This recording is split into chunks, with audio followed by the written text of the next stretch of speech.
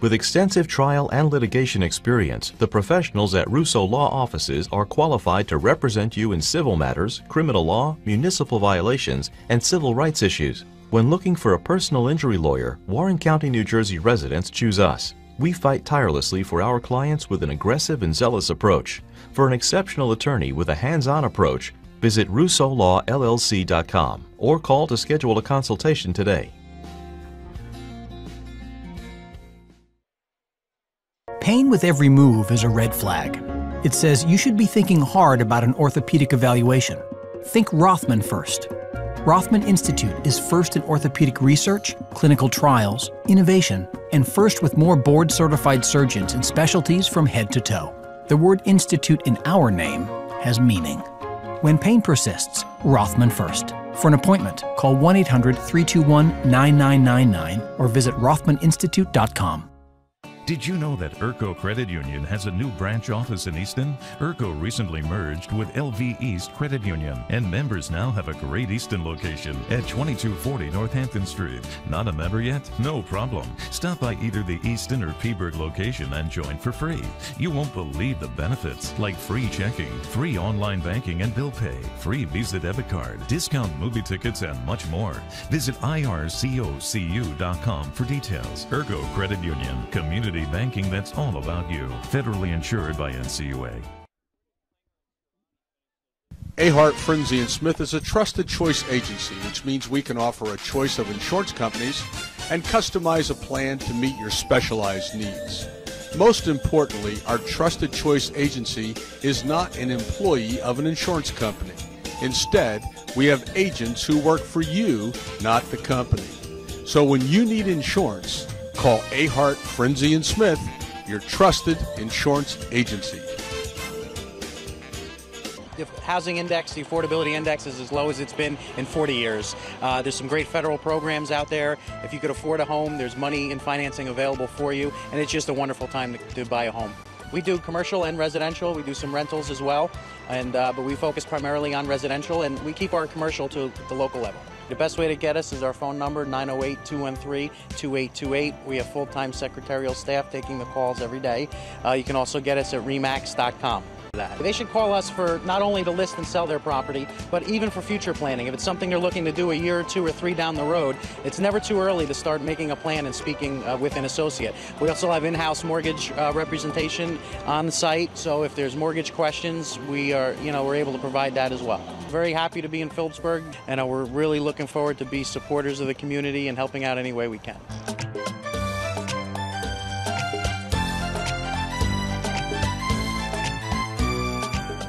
Hello and welcome to Stateliners Sports. My name is Mike Moore, and it's my pleasure to be announcing this season's home wrestling matches through our live stream on StatelinersSports.com.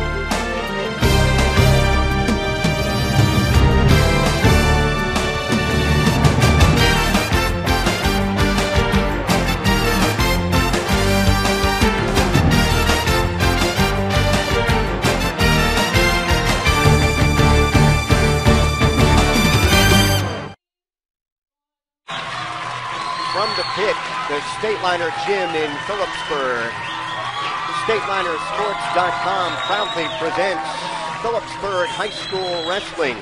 Tonight, the Stateliners take on their arch rivals, the Red Rovers from Easton Area High School. Good evening, everyone. I'm Mike Moore, and along with Jim Meglick, we'll be bringing you all the hold-by-hold of tonight's match.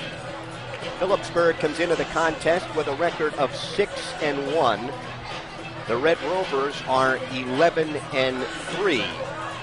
Phillipsburg opening with a dual meet loss to Howell, and then defeating West Morris Central, Northampton, North Hunterdon, Kittatinny, Delaware Valley, and Voorhees. Easton opened up with a loss to Parkland, then with victories over Whitehall, Allen, Nazareth, Haverford, Coatesville, Western Wayne, Malvern Prep, Chapel Hill, North Carolina, Warren Hills, and Deera, then losing to Bethlehem Catholic 45-9. They beat Pocono Mountain West 72-0, and earlier this week dropped a 33-30 decision to Northampton. StatelinersSports.com proud to bring you this tonight, along with the Rothman Institute, a worldwide leader in orthopedics, an official orthopedic partner of the NJSIAA. Visit RothmanInstitute.com. By Russo Law Offices, 633 Belvedere Road in Phillipsburg. Proud to support Stateliner Athletics. Visit RussoLawLLC.com. By Ahart, Frenzy & Smith, recognized as one of the leading insurance agencies in the United States. Find out more at AFSinsurance.com. By Erco Community Federal Credit Union, with offices on Hillcrest Boulevard in Phillipsburg and now at 2240 Northampton Street in Easton. And by Remax Supreme of Phillipsburg at 533 Memorial Parkway. Their agents live here, work here, and always look to give back to their community. Easton has already concluded their warm-ups. The Stateliners are out on the mat now. And Jim, as we went through the weigh-ins earlier today, no real surprises there, except for the fact that Phillipsburg has Kyle Nothnagel at heavyweight tonight. The junior, who just recently became eligible, had been in the Phillipsburg School District, spent the last school year in Pennsylvania, out in the western part of the state, and now back in, and he will make his varsity debut tonight. Yeah, and that makes a difference for Phillipsburg. They can drop down Robert Melise now to a solid 220 where he's weighed in all year, and see what Kyle can do now at heavyweight. And I think the only question would be is how he reacts to the wrestling here at the pit. Well, Easton has dominated this series. They have won 15 of the last 17. After Phillipsburg had won 9 in a streak that ended in 1971. And the last time Phillipsburg has won back-to-back against Easton was 1970 and 71. The Stateliners winning last year over in Easton 36-30. And a lot of those same matchups are possible tonight. This has been sold out for weeks. And it looks like they might be able to shoehorn another person or two in to the gym if still possible. And right now, everyone is rising for the singing of our national anthem.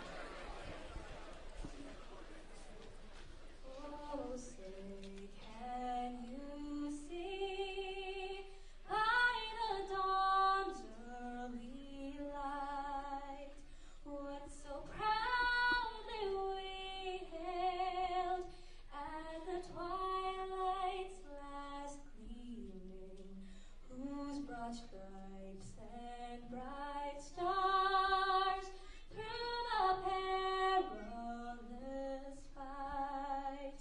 O'er the ramparts we watched were so gallantly streaming, and rockets red glare, the bombs bursting in air gave proof through the night that our flag was still there. Oh, say does that star-spangled banner yet wave o'er the land of the free and the home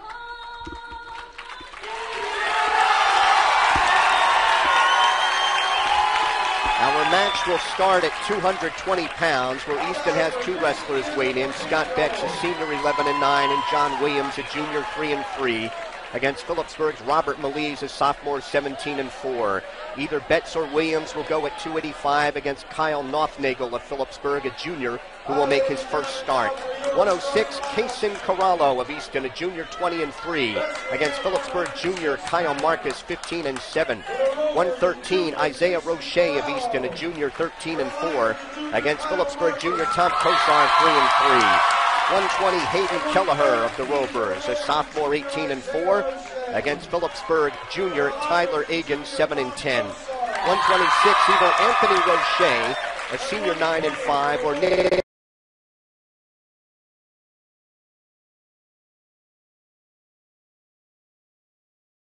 Nunez, or perhaps Evan Fidelibus of Easton, a junior, 25-1, against Don Egan's, a senior, 7-11.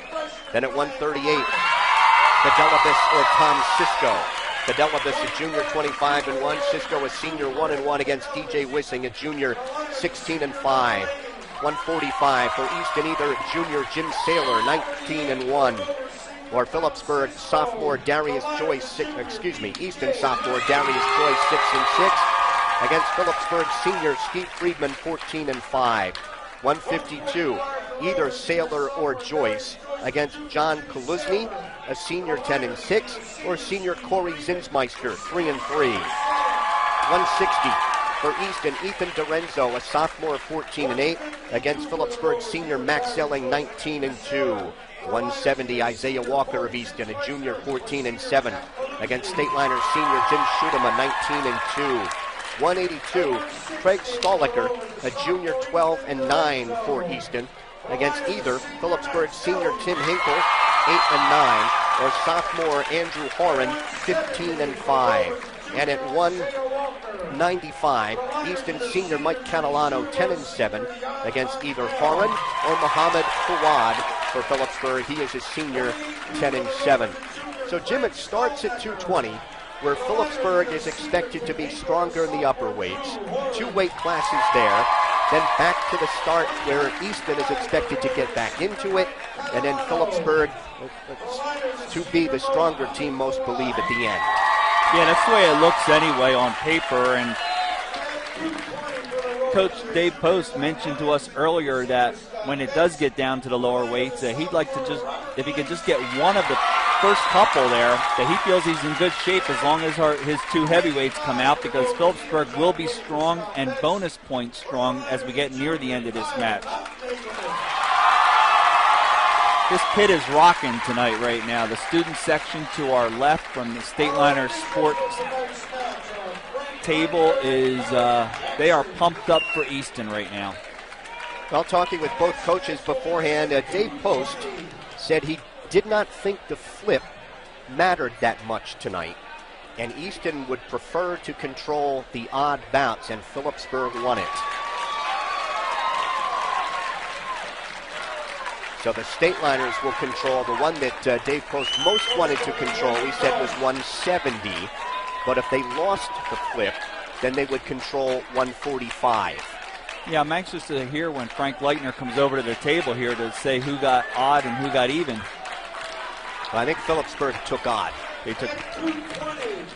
All right, at 220, Scott Betts for Easton, a senior, 11-9, against Robert Melise, a sophomore, 17-4. Our referees are Frank Leitner and Barry Jackson.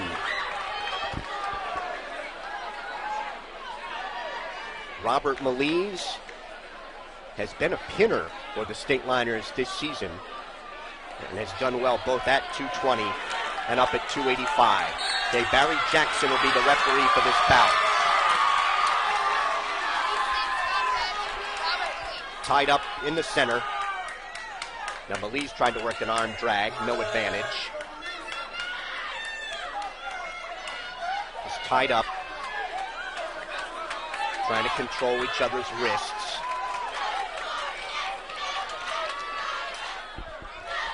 We wrestled 30 seconds, no advantage.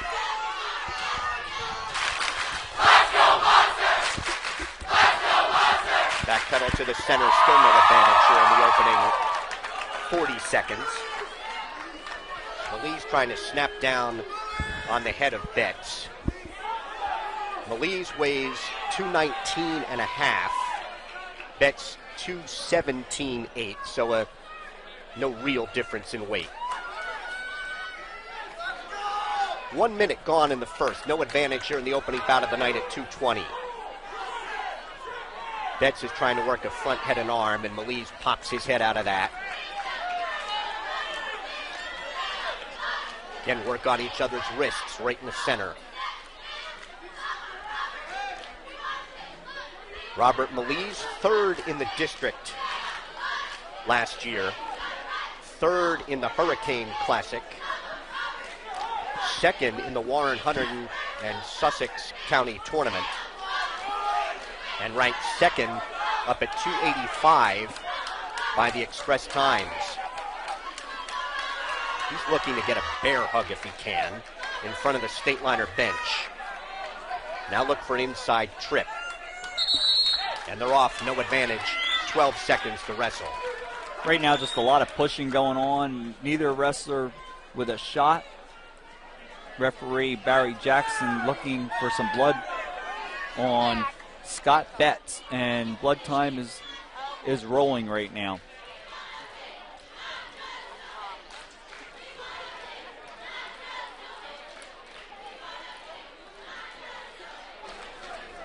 Little cleanup on the mat, right in the center. We have our winning 50-50 number. The number is 5911. And they're working to stop the blood flow from Easton's Scott Betts. 143. Scott finished fifth in the Mannheim tournament. He is 21 and 22 in his career, and they have stopped the blood time. So the final 12 seconds here of a scoreless first. Malise trying to push in on Betts. And the first period will end, and we are scoreless. We have no score. Malise will choose down to start the second. Robert set, hands and knees. 6 out. Turns in. Betts picking up on the legs, trying to tilt Malise toward his back. Malise reaching back around the head, trying to sit through. Betts trying to set up a cement job. Malise trying to pop his head out. Malise near a reversal, and he has a reversal. Malise up 2-0. Chopping at the right elbow. Now a ride out the left side, tight waist, and wants to bar the left. He bars the left arm, reaching for a double arm bar. Up on his toes to drive the double arm bar. Trying to turn Betts to his left. Malise up on his toes, driving the bar. And back points coming. 3 count, 4, 5. Body press by Malise. Plenty of time here in the center floor.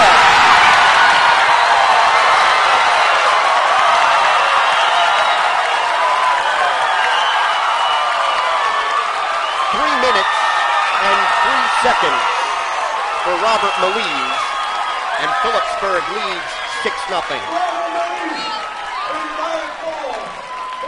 Wow, Mike, when he got that double arm bar, and he just walked it slowly to the head, got him over, and then when he was able to sit through with it and get the body press, and that's all it took. About 10 seconds later, he got the fall, 303, and the Stateliners are off to a great start with bonus points at the first weight. John Williams out for Easton at 285. Now John weighs 218.4.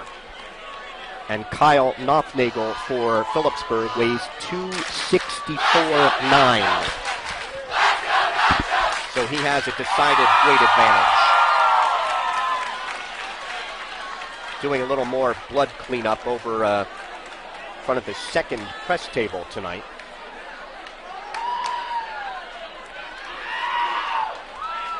Stateliners in their garnet singlets tonight.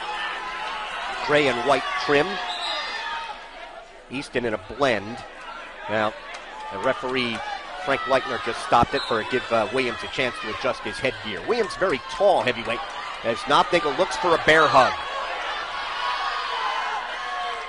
Williams has lost his headgear. He's got the hands locked behind him, trying to pull Williams into him and then trip him to the mat. Near the edge, right in front of us.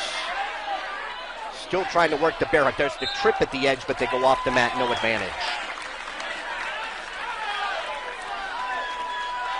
Williams will get the headgear back from referee Barry Jackson. Tries to tighten that up. Now he's set. Frank Leitner blows the whistle. We're back to the action here. 30 seconds gone. No advantage here at 285. Again, Knopfnagel wants to look for the bear hug.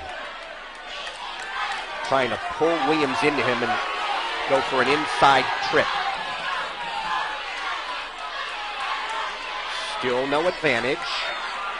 Knopfnagel has his hands locked behind Williams and is trying to pull him into him in the bear hug, and they go off across the way. Mike, I don't know this answer, but it's got to be a long time when the last time Phillipsburg started a match with Easton with a fall. I don't have that answer either, but you're probably right. They're making John Williams switch headgear right now. He's already had it come off his head 3 times in the first 55 seconds of this bout. Phillipsburg has not beaten Easton at the pit since 1971. And they have not beaten Easton in back-to-back years since 1970-71.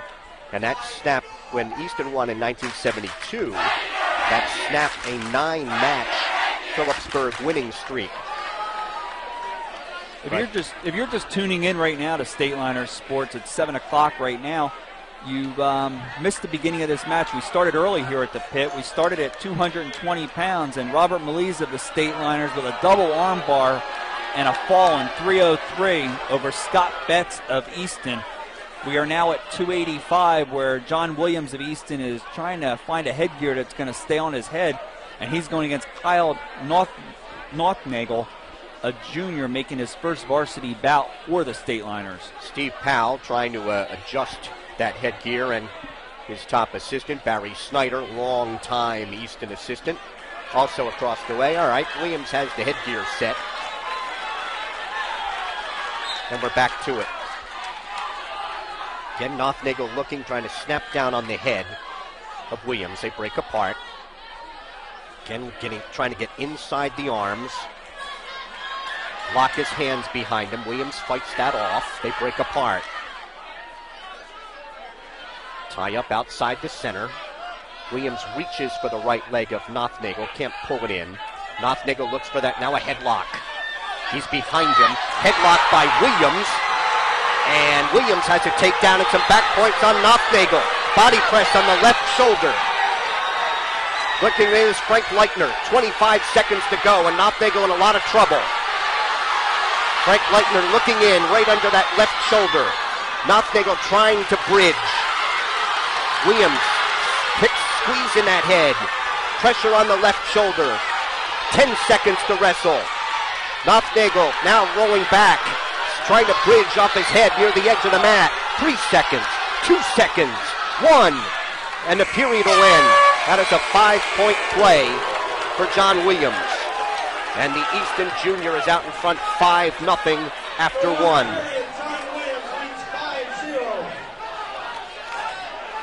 So trying for a headlock, it was Williams who finished it and tossed Knopfnagel to his back. Knopfnagel will be underneath to start the second.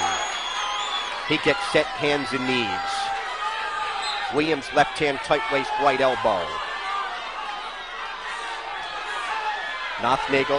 Williams trying to control the left wrist of Knopfnagel. Knopfnagel now controls that, trying to pull Williams out to his left. Knopfnagel near a reversal. He has a reversal. He's got Williams on his back. body press on the left shoulder. Frank Leitner is looking in at the right shoulder now. Knopfnagel picking up on the left arm and the fall.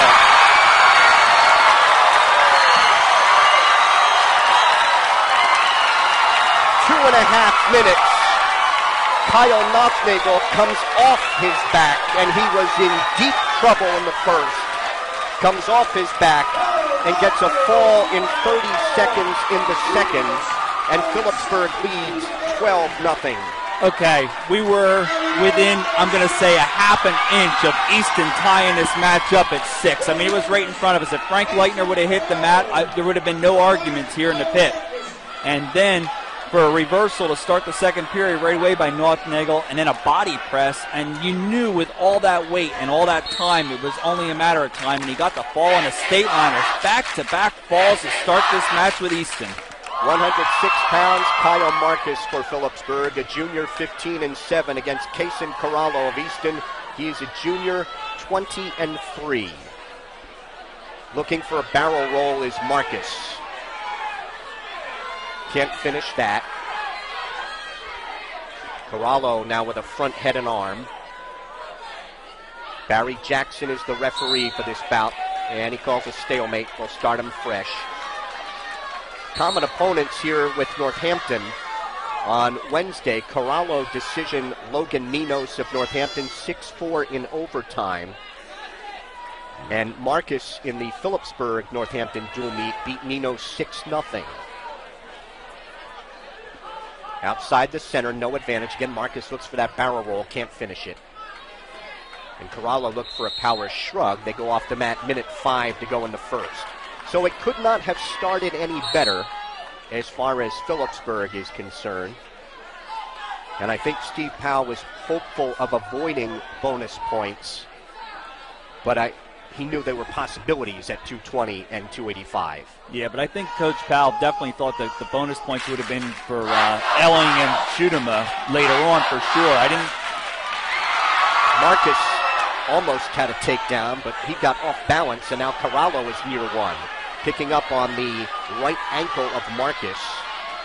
Now trying to grab both legs. Marcus blocking off with his right arm and now he's around a double, trying to take Corallo over top his head.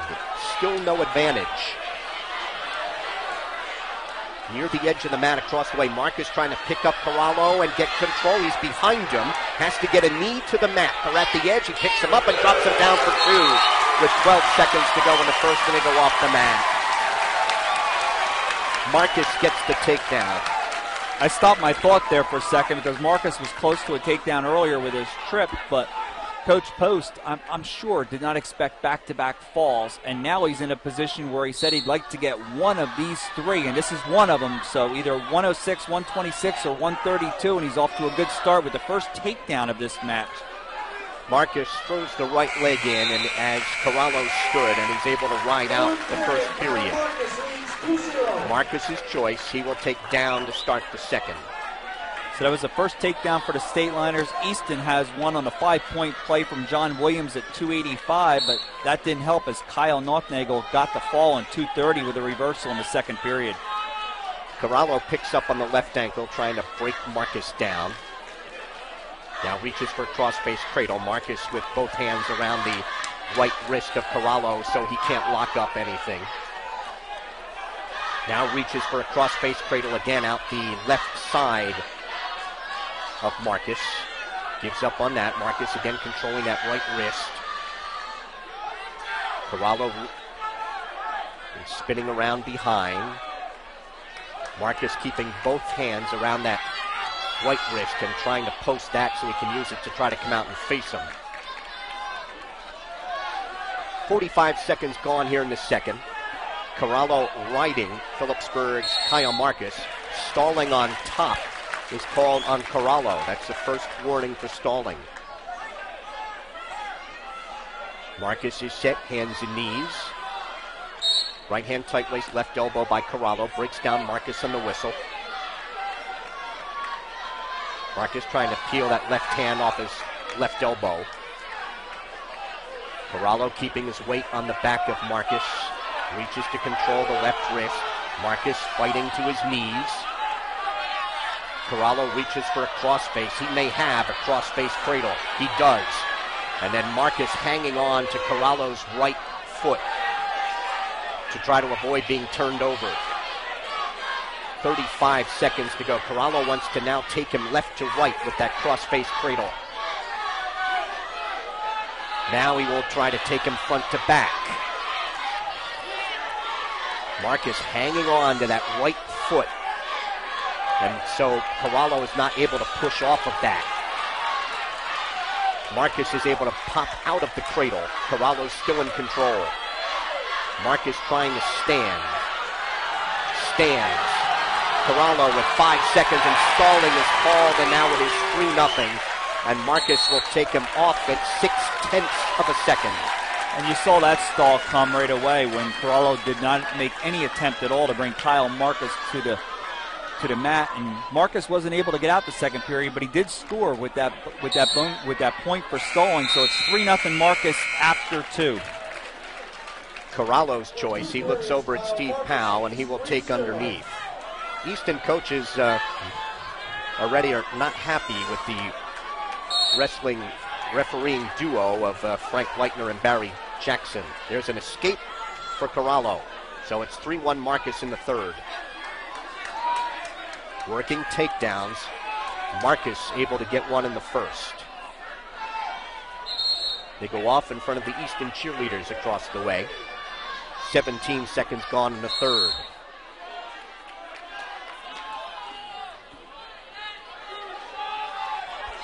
Tied up outside the center.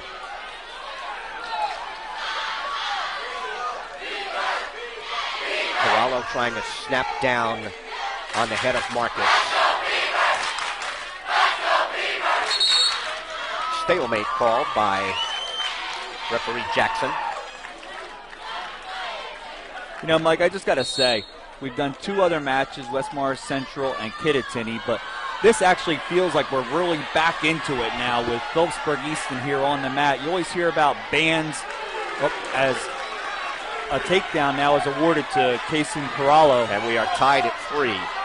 You always hear about bands saying, let's get back together and everything, and you see all these older guys after all the years apart, and it's nice to be back in the seat with you to my right, Mike. You do a great job with play-by-play, and it's just an honor to sit next to you. Appreciate it. Thank you. Corallo riding.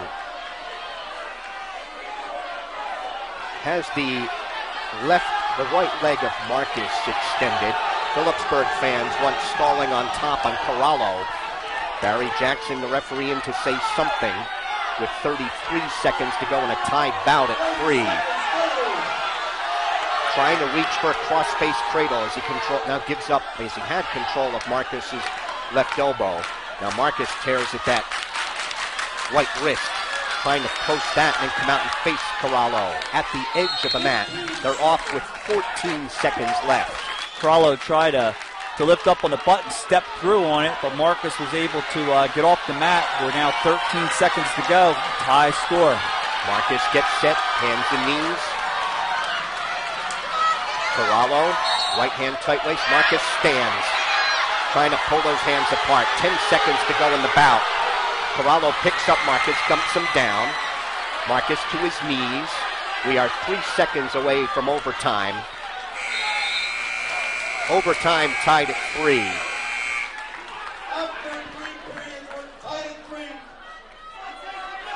Put 1 minute up on the clock, so they are neutral. They each have a takedown. The other point coming on an escape for Corallo and a stalling point against Marcus. Or excuse me, a stalling point for Marcus. Tied up. Reaching for a barrel roll is Corallo. Marcus trying to spin around behind him. Corallo with that barrel roll. Marcus trying to hang on here. No advantage, but Corallo near a takedown. 25 seconds to go in the overtime period. Marcus trying to get his hips up off the mat as he's locked on the upper body of Corallo. 15 seconds to go. Corallo near the takedown. And now Marcus trying to turn him. Still no advantage. Marcus trying to hip up and over, trying to cross face. 3 seconds, 2 seconds, 1, and we will go to the right out portion. Boy, Corallo had the advantage, and then Marcus almost countered it. Flip of the disc. Marcus's choice. Or check it, Corallo will choose.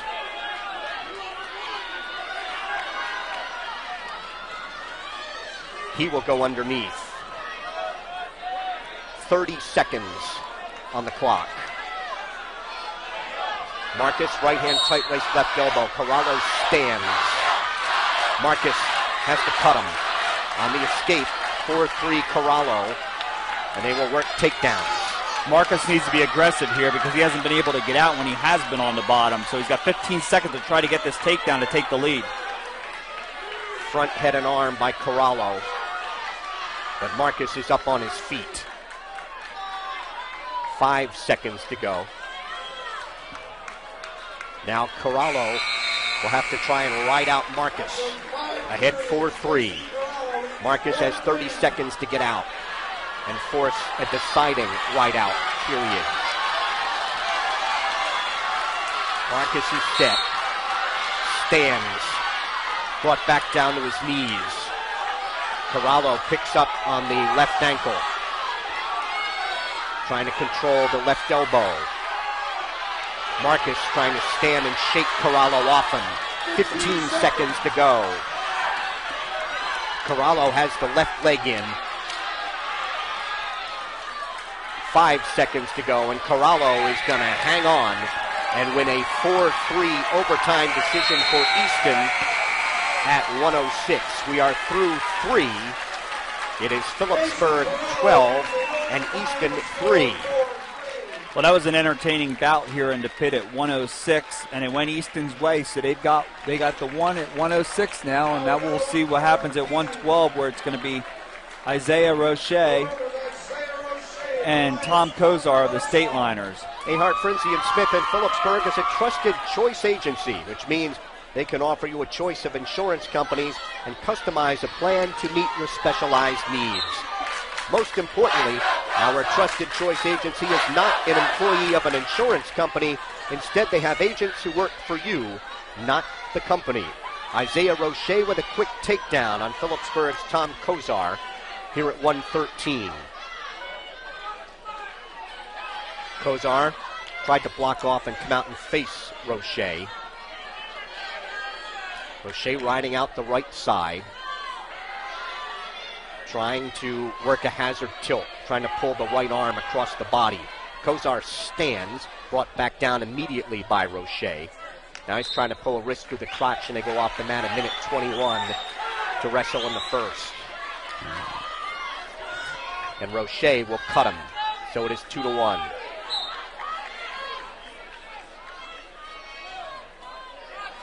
Roche trying to snap down on the head of Kozar. Now in on the right leg of Kozar. Kozar trying to reach back for a whizzer. Able to free the right leg. And now Roche trying to horse his way behind Kozar, and he does. And the second takedown makes it 4-1. He will cut him. And the escape awarded as they go off the mat. It is 4-2, Roche.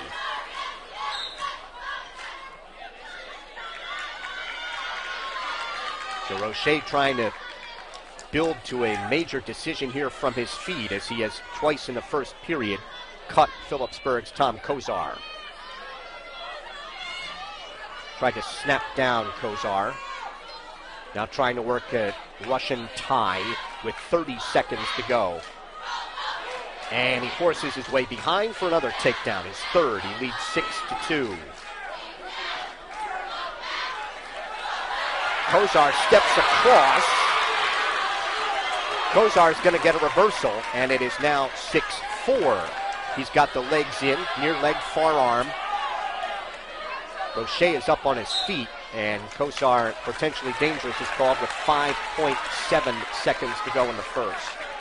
So Roche in control with 3 takedowns and a 6-2 lead. A late reversal now by Tom Kozar, the Stateliners, and it's 6-4 with time running out here in the first. And he rides out ahead 6-4. Roche's been in deep on the right ankle of Kozar twice. The first time he got an ankle pick for the takedown. Next one he went up the leg a little bit, got the second takedown. And then the third one was a duck under, snap through duck under, and now we're in the second period, 6-4 Roche. And he is on top, Kozar underneath. Trying to set up a hazard tilt again if he can.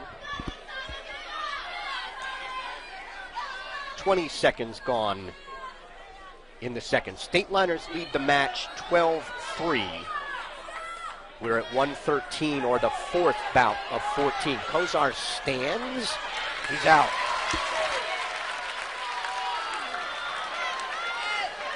Shea slipped behind quickly for a takedown. So the escape made it 6-5. The takedown 8-6. And now he's taken down Kozar. Kozar quickly came off his back. It is 10-6 in favor of Roche. He has 5 takedowns. Kozar coming out the back door, and he's got a reversal. It's 10-8. And this is one of the wrestlers where Steve Powell said, he's a heart attack. A lot can happen out there. Kozar trying to take Roche to his back, trying to bar the right arm. Roche fights that off. Now he stands, and he's out. It is 11-8.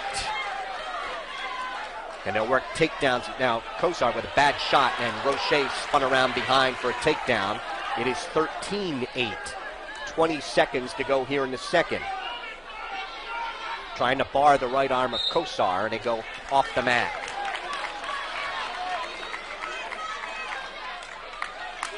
$13-8 in favor of Easton's Isaiah Roche. Kozar tries to sit out.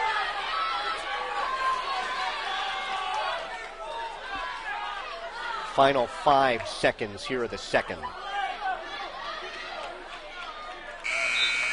13-8 after 2.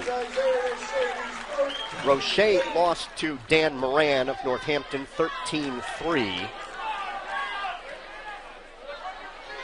Phillipsburg's Brandon Paetzel, the state runner-up, out with a broken hand. He wrestled against Moran in that dual meet, winning 6-4. Roche underneath, Kozar on top here in the third. 13-8 Roche. Kozar has the left leg in. Roche gets to his knees. Kozar again looks for that near leg and forearm tilt. Now trying to pull the right wrist through the crotch. Now it flattens out Roche. Now trying to work that tilt. Wants to turn Roche right to left. Now he bars the right arm. Loses the bar. Keeps that left leg in. Roche trying to free himself from that left leg, trying to pick it off. Kozar again wants to pull that right wrist through the crotch. And keeps that left leg in, and Roche cannot get the left. Now he wants to work a lever. Wants to pull the right arm up over his head, and that is stopped, potentially dangerous, by Frank Leitner with 55 seconds to go in the third, and a 13-8 lead for Easton's Isaiah Roche. Roche third in this year's Mannheim tournament. He's ranked fourth in this weight class by the Express Times and fifth in the Morning Call. He has an escape. It's 14-8. Trying to get in on the right leg. He wants to try to build to the major here. Kozar reaching back for a whizzer, takes the right wrist, steps across Roche, has legs in, but can't get control before they come off the mat with 32 seconds to wrestle. Very close takedown there for Phillipsburg's Tom Kozar. Needs to avoid the takedown here. And Roche horses his way behind for the takedown. Just been able to, I think, use that weight advantage and snap down and spin, and strength advantage, and snap down and spin around behind Kozar, who is a natural 6-pounder. He just let him up. It is 16-9, 10 seconds to go, and he got the takedown back to go up 18 18-9. And that'll be the final. 18-9 for Isaiah Roche of Easton, a major here at 113. We are through 4. It is Phillipsburg 12 and Easton 7.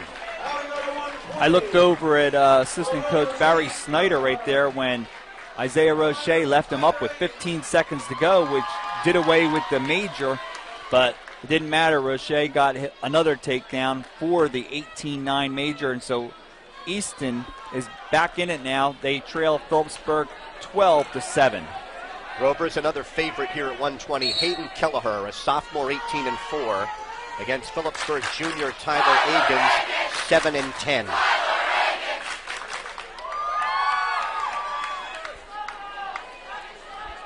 No advantage here. We wrestled 15 seconds. Kelleher trying to get in on the left leg of Agins. Now looks for a bear hug. He is behind Agins. Had Hagen's hand to the mat, picks him up, drops him down. Kelleher has a takedown, reaching for a cross-face cradle. Spins around behind to maintain control of Agins.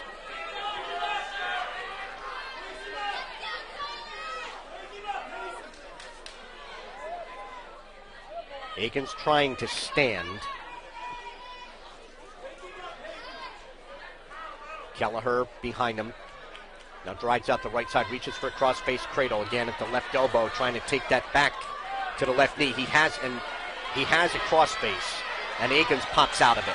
Agins trying to come out and face him. He has an escape. It is 2-1. Just under 50 seconds. Agins dove in a double, and Kelleher sprawls. Right in the center. Referee for this bout is Barry Jackson. Frank Leitner assisting. Just under 30 seconds to go. They tie up and trying to dive in on a double in front of the press table across the way. No advantage.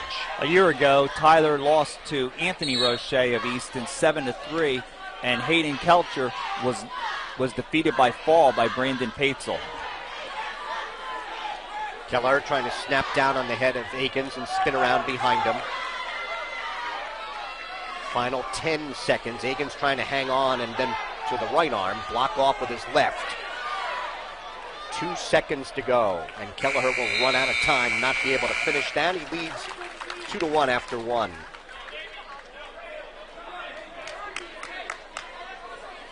Both of these wrestlers winner by fall against Northampton. Kelleher pinning Cole Kleppinger, and Agins did as well. There's a hazard tilt by Kelleher, and Agins was able to roll on through.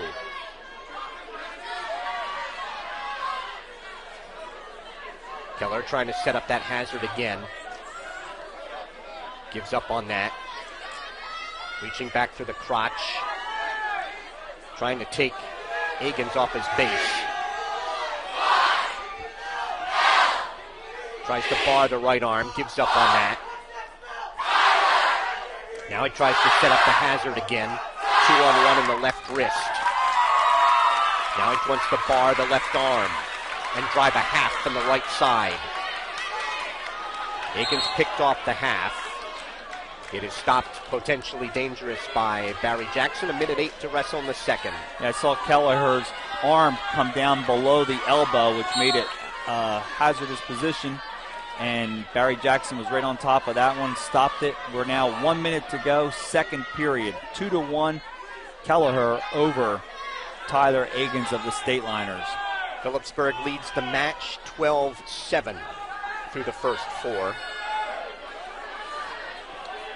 Getting falls from Robert Melise and Kyle Nothnagel, who came off his back to get a pin. Looking for a cross-face cradle again is Kelleher. Agins trying to pull, and is able to pull the right arm from across his head. Now he stands. Brought back down to the mat by Kelleher. Agins trying to stand again. He's up on his right foot. Right foot, left knee. He stands, trying to pull those hands apart with 10 seconds to go. Kelleher is able to bring him back down to his knees, right hand tight waist, left elbow. And Kelleher is going to ride out the second, ahead 2-1. Kelleher is a Mannheim tournament runner-up. He is ranked 4th in this weight class by the Express Times, 5th by the Morning Call. He was 20-12 last year. He has a career record of 38-22. He stands right away and comes out in 5 seconds in the third, and he leads 3-1. Looks, dives in on the right leg. Now trying to switch to a double, and he has a takedown. And Kelleher leads 5-1. Trying to reach across for the left wrist to set up a hazard tilt again. Egan stands. Trying to, now turns in, and Kelleher takes him off the mat at 1:17 to go in the bout. This is one of the situations where takedowns don't mean the difference in this match. It's 12 takedowns to 1 in favor of Easton, and yet Phillipsburg on top of the bout of this match, 12-7 after 4 bouts. Gives up an escape to Egan's. It's 5-2, and then Kelleher is behind him and has a takedown. Leads 7-2. He will cut him 7-3.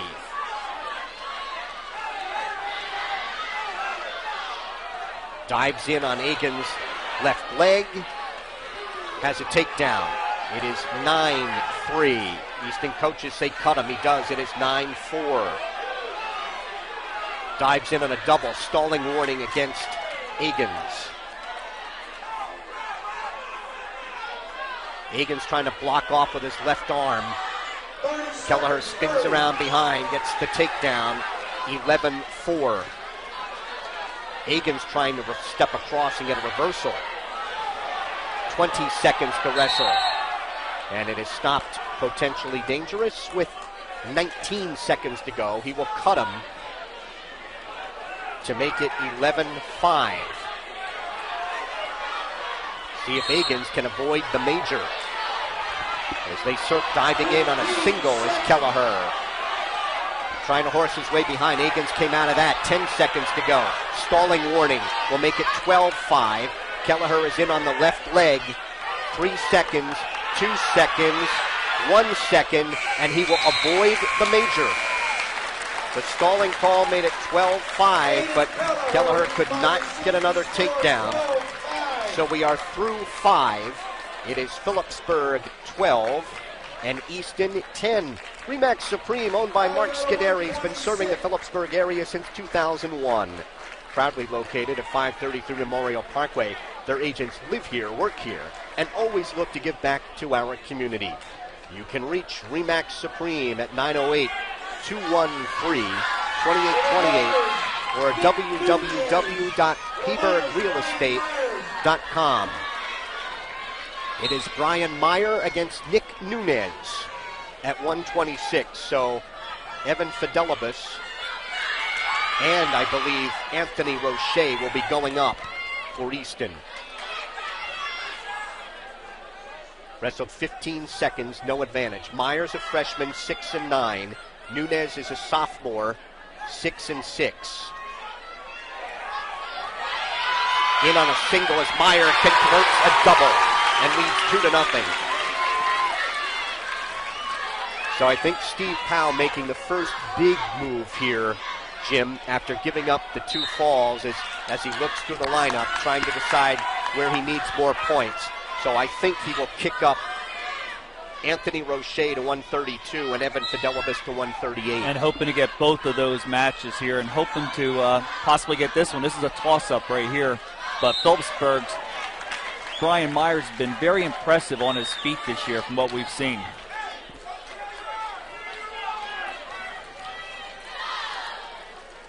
Getting set, hands and knees is Nunez.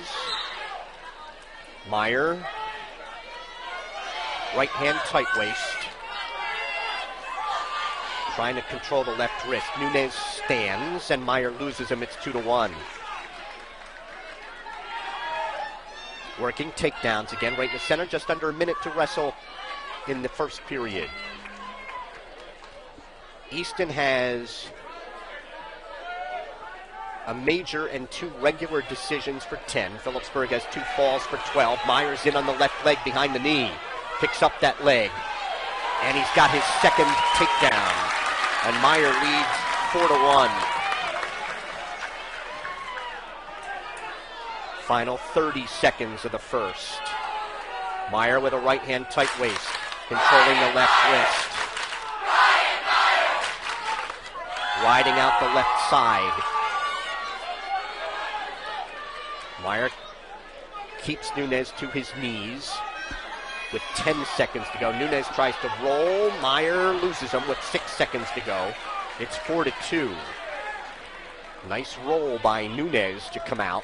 As the first period ends 4-2. Brian Meyer of Phillipsburg here at 126. Yeah, and I think that's big just to give him the escape because Meyer was close to locked hands on that, so he had no other choice but to cut him right there. Nunez defers.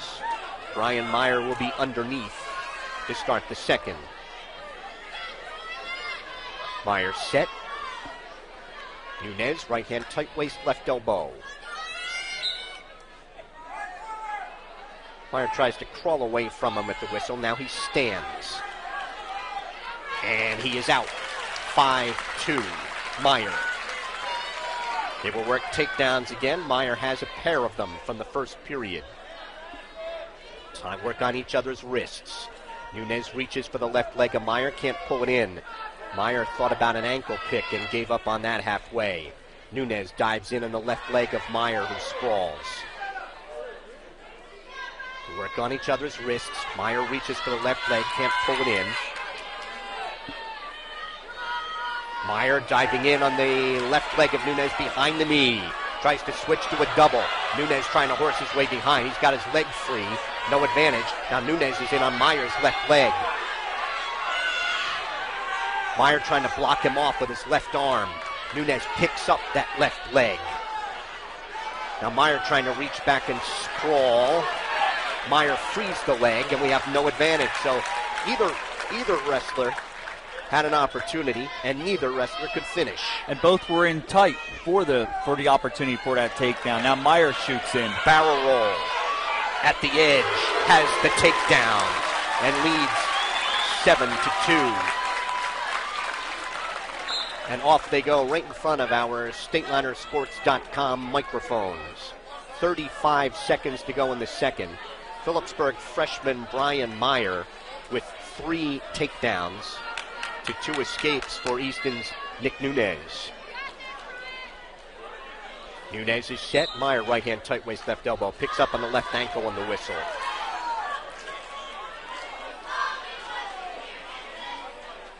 Chops at the left elbow. Takes the left wrist.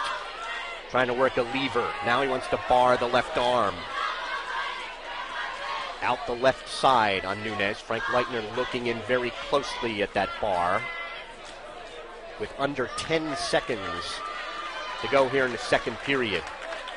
Phillipsburg, Nunez sits out. Meyer hanging on to that left wrist. And Meyer will ride out ahead 7-2 after 2. Nunez's choice. There are a couple of awards up for grabs tonight. The Brad Weaver Memorial Award, which goes to the most outstanding wrestler. That is awarded by the Express Times. And the Easton Lions Club Most Aggressive Wrestler Award. Meyer is going to give up the escape to start the third. So it is 7-3 Meyer. Diving in is Nunez. Meyer sprawls. Last year's winner of the Weaver Award was Phillipsburg's Jim Schutema. And 2 years ago, it was Easton's Evan Fidelibus, and both are back out here tonight. I think Meyer just took a shot to the groin area, and he is in a little bit of discomfort with 1:38 to go in the bout, and he's going to get some injury time. So recapping here at the pit, Phillipsburg started off at 220 pounds with a fall from Robert Melise in 303 with a double arm bar. They followed that up with a fall from Kyle Nothnagel, making his first varsity start, and Phillipsburg was up 12-0. Easton got back in the match with a decision from Kason Corrala, 4-3 over Kyle Marcus of Phillipsburg. Easton then got a major from Isaiah Roche over Tom Kozar, which made it 12-7. And then the last bout, Hayden Kelleher defeated Tyler Agins 12-5, and it's 12-10 Phillipsburg after 5 bouts. Working takedowns. Just under a minute and a half to go in the bout. Meyer leading 7-3. Nunez trying to get in on the left leg of Meyer. Meyer with pressure on the head. Nunez trying to, and he's around behind for a takedown, and it's 7-5.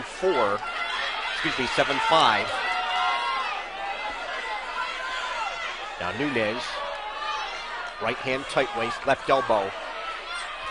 1 minute to wrestle. Nunez trying to work a hazard. Meyer trying to pull the hand off his right wrist.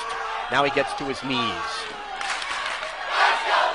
Stalling warning is called on Phillipsburg's Brian Meyer.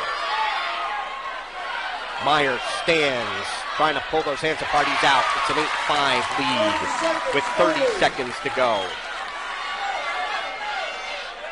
This is about, I think, because of Easton moving people up, they've got to have this one. 20 seconds to go. Nunez dives in, can't finish.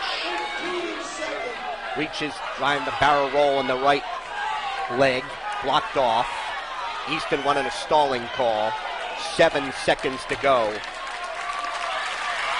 Brian Meyer of Phillipsburg, the freshman, is going to win an 8-5 decision over Nick Nunez. We are through 6. It is Easton trailing Phillipsburg 15-10. Urco Community Federal Credit Union offers community banking that's all about you, with locations at 450 Hillcrest Boulevard in Phillipsburg and their new branch at 2240 Northampton Street in Easton. Urco Community Federal Credit Union, an equal opportunity lender and member NCUA. 132, Anthony Roche for Easton and Don Agins for Phillipsburg. Agins is a senior, 7-11. Roche is a senior, 9-5. Roche weighed in at 126.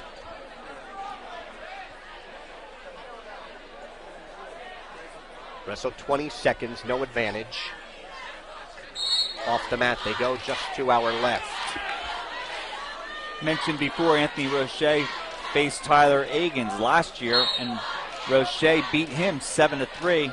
Now he's got his brother Donald Agins this year. Agins is in on the right leg of Roche. Trying to pull that through. Can't do it. Then Agins wanted a headlock, can't get that, and slipping that for a takedown is Roche. He leads 2-0.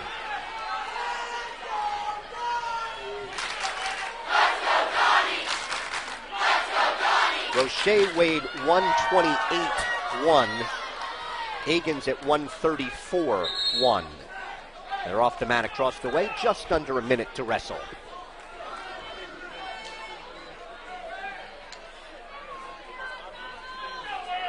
Agins gets set, hands and knees. Roche, right hand tight waist. Agins stands, brought back down to his knees. Agins trying to block him off. He reaches and stands, and he's out. On the escape, 2-1 in favor of Easton's Anthony Roche. Agins trying to dive in on the right leg, and they're off the mat at 39 seconds. Phillipsburg coach Dave Post up and shouting instructions to Agins. Dave in his 5th year. He is 66-14 overall. Diving in on the right leg is Roche.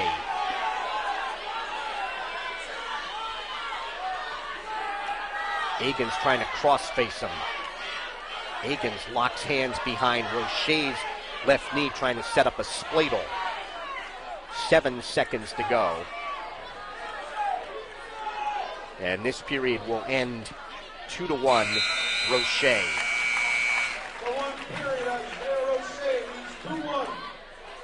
Agins with 12 career wins.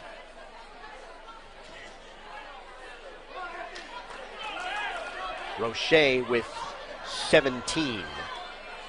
He is honorable mention at 126 in both area newspapers, and coming off a 6th place finish in the Mannheim tournament. An escape for Agins to start the second, and we are tied at 2. Off the mat they go across the way, no advantage. You mentioned Dave Post's record as a young coach here for the Stateliners. He's 1-3 against Easton, and then you look at the veteran Steve Powell, 26-4 against the Stateliners in this big rivalry.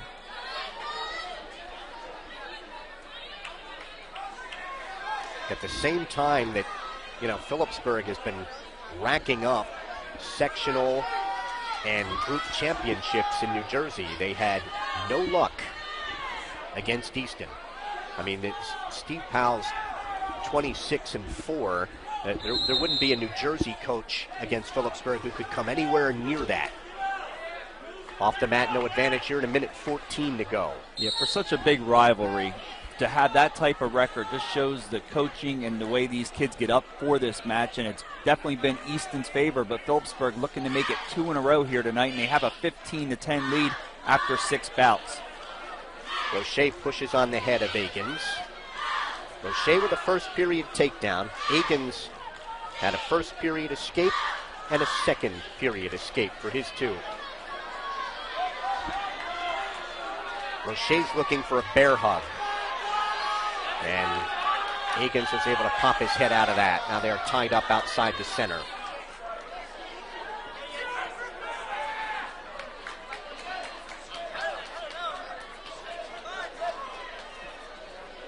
Across the way, right in front of the Easton bench. Looking for a bear hug is Agins, and they go off neutral.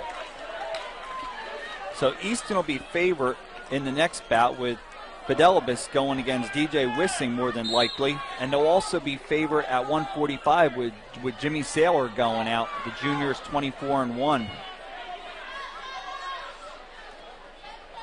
Well, Dave Post had indicated that he needed 1 out of 106, 126, or 132, and he got Brian Meyer at 126. Second period ends 2-2, and now it'll be Roche's choice in the third, and he will go underneath.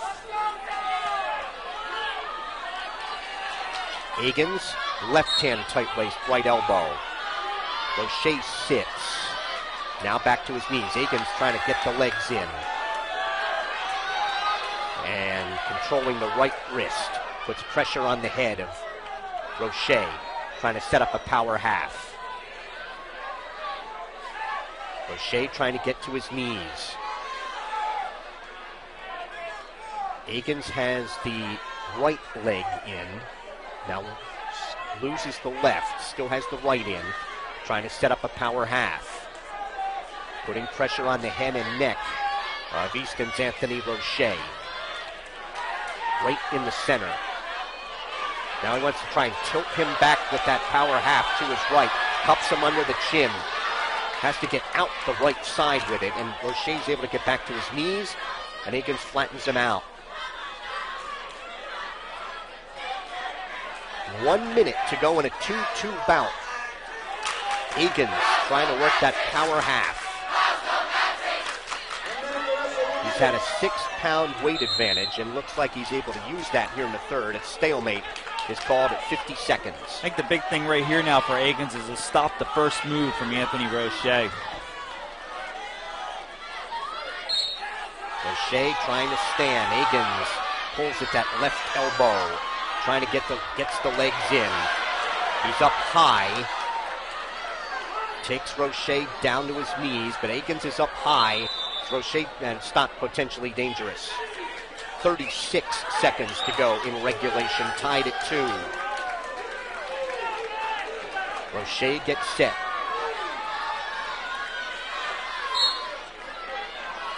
Stands. Akins picks him up, can't drop him down. Roche trying to tear at those hands. Stalling warning, and then he loses him with 26 seconds to go. So the escape gives Roche a 3-2 lead. Working takedowns. Under 15. Stateliner bench exhorting Akins, who's looking for a bear hug. With 3 seconds, they go off the mat as he tried to finish with the trip. 3.2 seconds to go.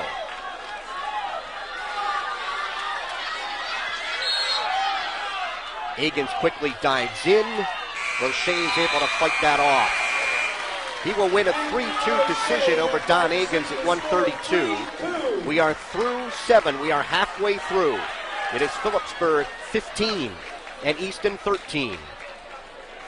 Easton looking very confident over there now on the side. The coaches are pumping them up right now, saying they're right back in it and could make some noise here in the next 2 to take the lead on the Stateliners. They've not led tonight. Evan Fidelibus out for Easton at 138. He is a junior, 25-1, and he is a pinner against Phillipsburg's DJ Wissing, a senior, 16-5. Fidelibus was looking for a bear hug. Fidelibus tried to get in on the left leg, and Wissing able to fight that off. Fidelibus weighed 134.4, and Wissing weighs 140 4/10.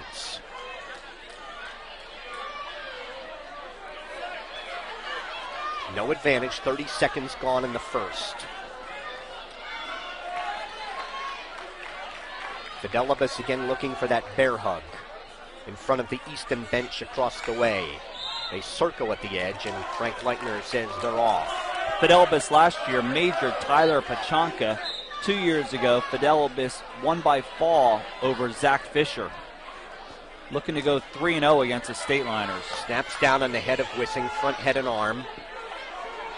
Wissing hanging on to the left arm above the elbow so that Fidelibus can't spin around behind him. Fidelibus tried to snap him down, and Frank Leitner says that's a stalemate at 59 seconds. DJ Wissing last year got a fall over Alex Montez of Easton. Wissing almost forced his way behind Fidelibus, but was blocked off.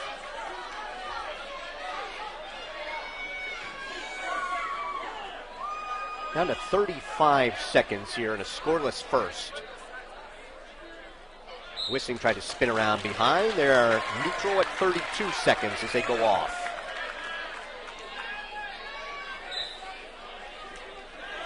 Fidelibus snapped down on the head and was able to muscle Wissing for the takedown, 2-0. Reaching back through the crotch with his left arm. Keeps his weight on the back of Wissing with under 15 seconds to go. Down left hand tight waist.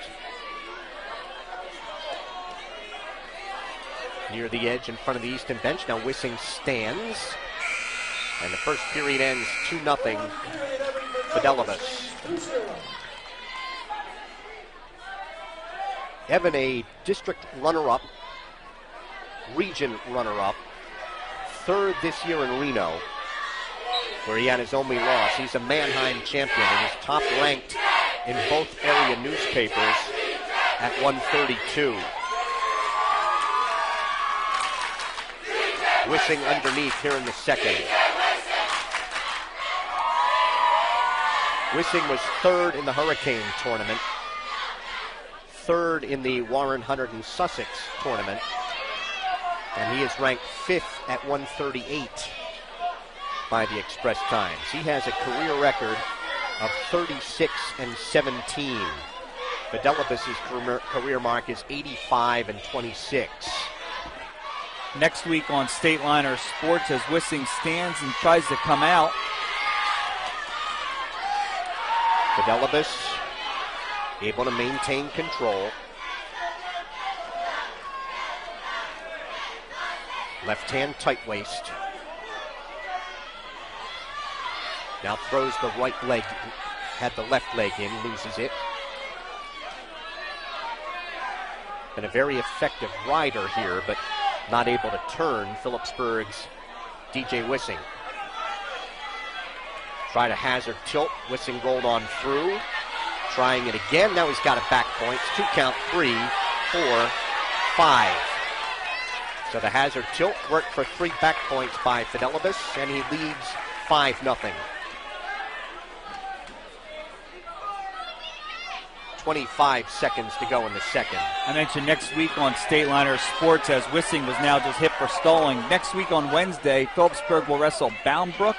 On Friday, it'll be Parkland. And on Saturday, a noon start against High Point on StatelinerSports.com.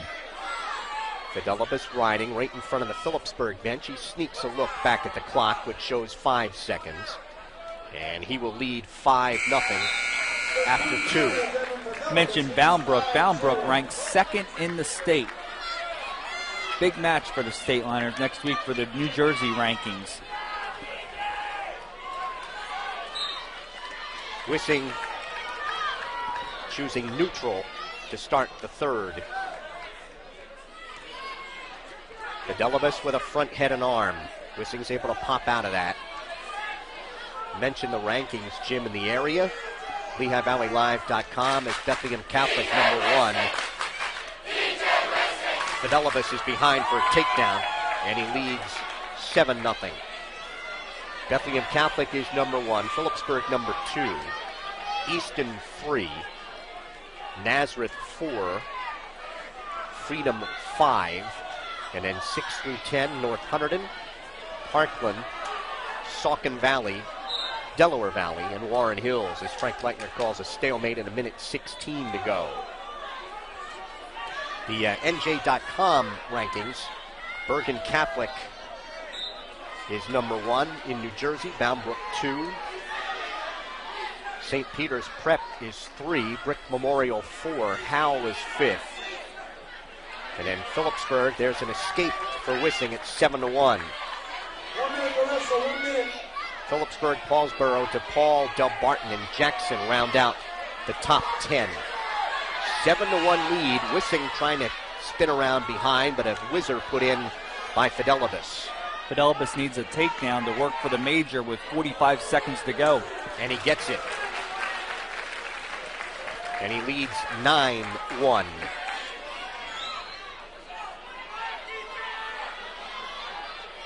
Picks up on the right ankle and takes Wissing off the mat.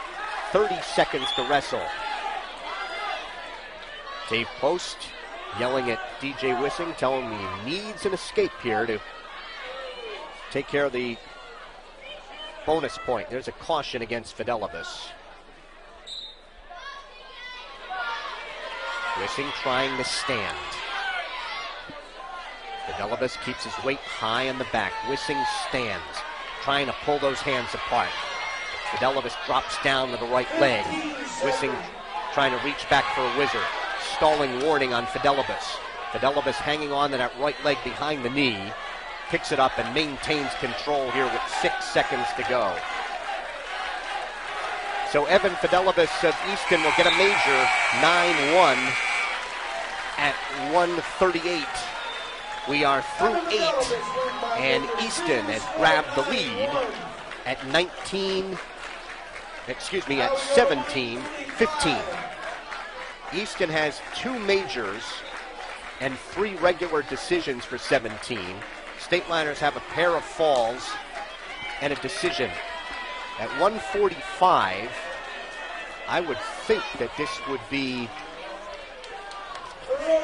Darius Joyce or Steve Friedman is out for the Stateliners. He is a senior, 14-5. And this is where Steve Powell is going with Jim Saylor. Saylor is a junior at 24-1.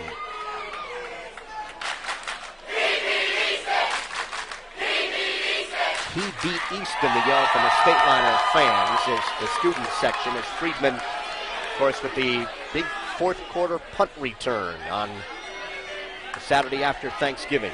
70 big yards for Steve Friedman on that punt return for the Stateliners. They are tied up outside the center. They break apart. 40 seconds gone, no advantage.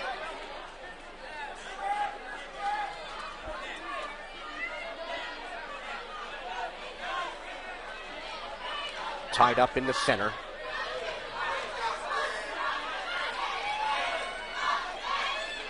One minute gone in the first. Friedman, district runner-up a year ago.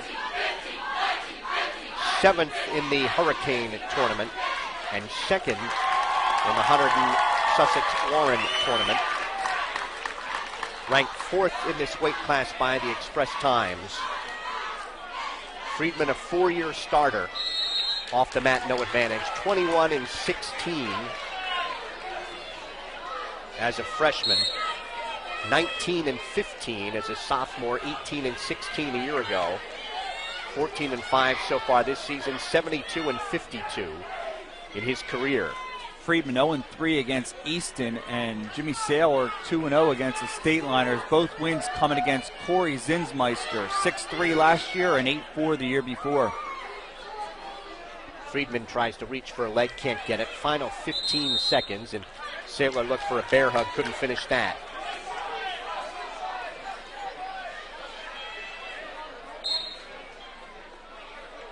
Tie up in the center.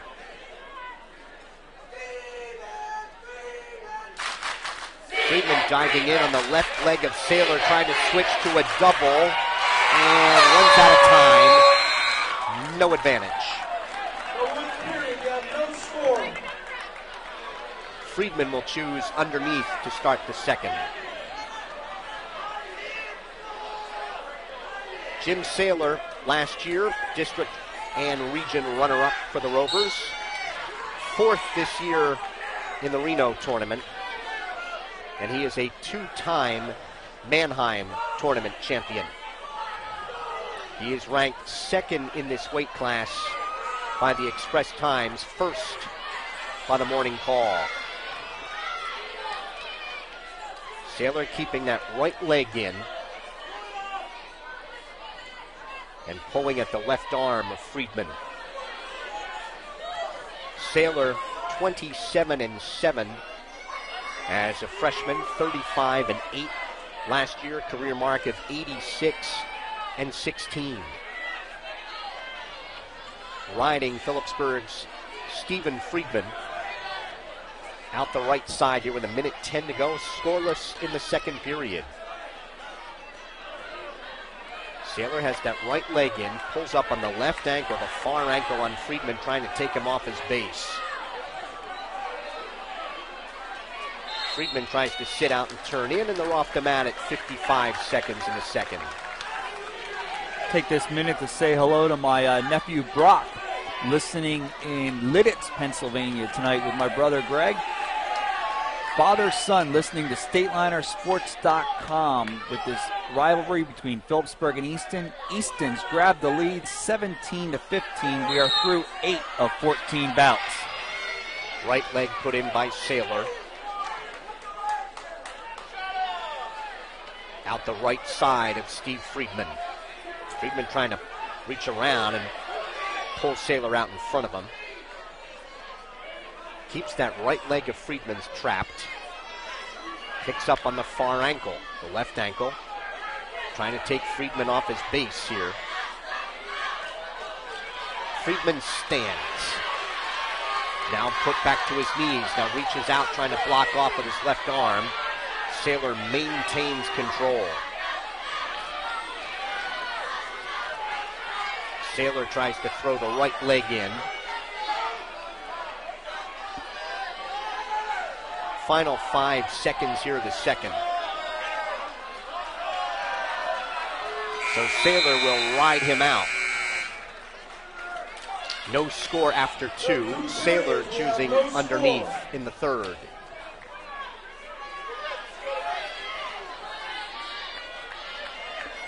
Left hand tight waist by Friedman. Saylor stands. He is out in 3 seconds. And the Easton Junior has a 1-0 lead. Just joining us, we are at 1:45, or the 9th of 14. It is Easton 17, Phillipsburg 15. Easton has won 5 bouts on a pair of majors and 3 regular decisions. And Phillipsburg has won 3 on a pair of falls. The match started at 2:20. And the Stateliners got falls from Robert Melise and Kyle Nothnagel in his Stateliner debut. And then a decision at 1:26 by Brian Meyer. And some blood time for Steve Friedman.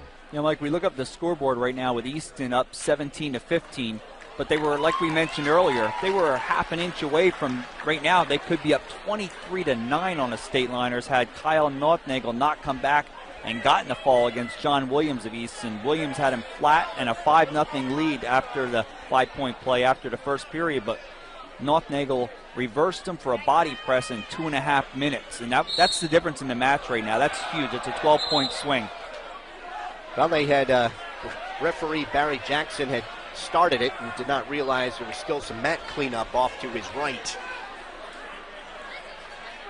Now we're set. 1-0 lead for Easton's Jim Saylor here at 1:45. Diving in on the left leg, Friedman, they are head to toe. And a stalemate will be called at 1:16.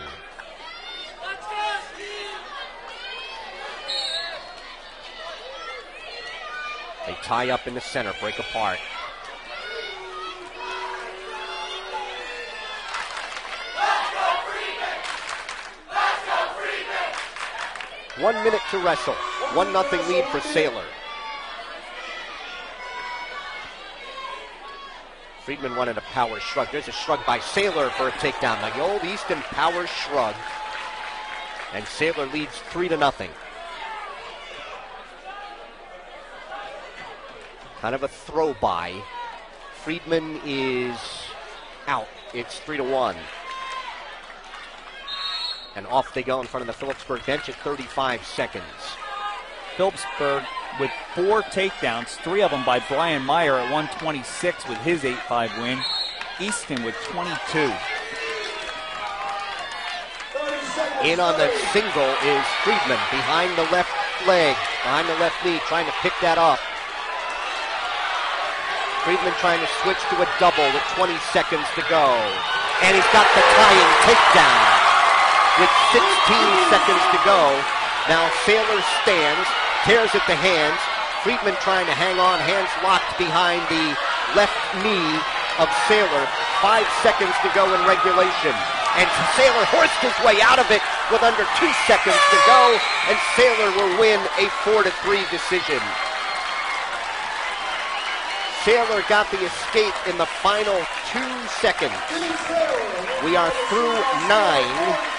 It is Easton 20 and Phillipsburg 15.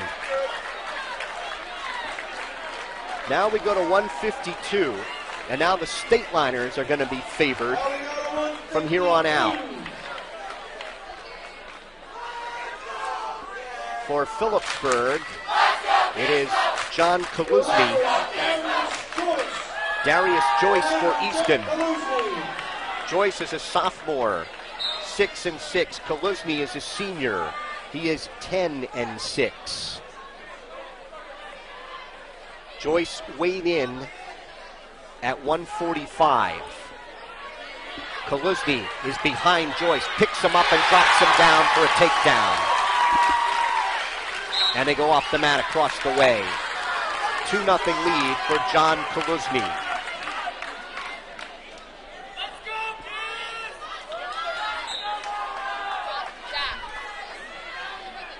Kaluzny brings him down, trying to work a hazard tilt.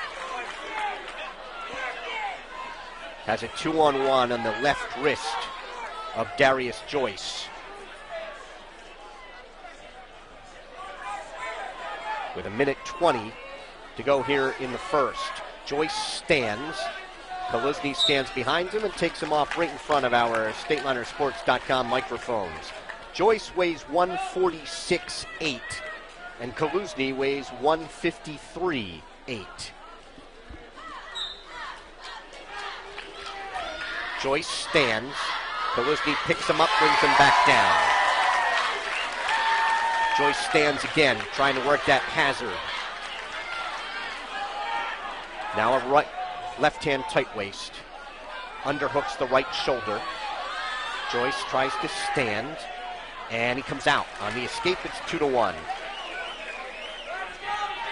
50 seconds to wrestle in the first. Kaluzny with a takedown, and Darius Joyce with an escape. Off they go. Frank Leitner is the referee for this bout. Kaluzny in the lineup for the injured Corey Zinsmeister, shoulder injury, and Zinsmeister did weigh in tonight. Kaluzny coming into the lineup in the Bethlehem Holiday Classic, the Hurricane Tournament. Off the mat, no advantage at 22 seconds. If Kaluzny could take this match for the Stateliner right here, the Stateliners would be in very good shape with bonus points. Possibly, I mean, their favorite at 160 and 171 with Max Elling and Jimmy Schutema, two 100-plus winners for the Stateliners. So right now, everything's on Kaluzny's shoulders, and Coach Dave Post has to feel a little confident right now. Joyce dives in at the left leg of Kaluzny. Kaluzny tried to work a throw off of that, and a Furion ends. Neither wrestler able to finish there. It's 2-1, Kaluzny after one. And Kaluzny tried that throw right there, but also exposed his shoulders to the mat. And, you know, we talked about Coach Powell with some kids that he mentioned having heart attacks every time they come out and wrestle. I'm sure Coach Post, as I looked over there, he loosened his tie after that one. Kaluzny underneath to start this second. He stands. Now trying to block off Joyce. Keep him out in front of him. Blocks off, has the right leg. And Kaluzny has the escape. And he leads 3-1.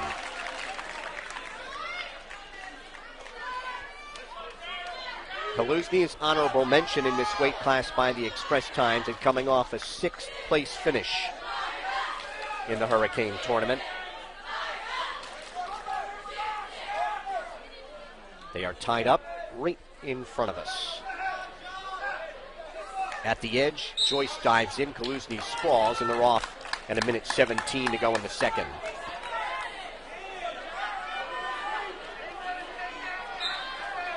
Kaluzny taps at the head of Joyce and circles to his right.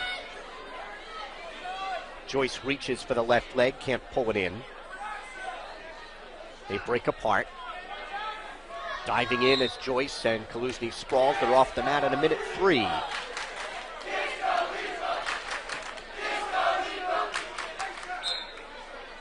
Kaluzny again taps at the head of Joyce as he circles to the left.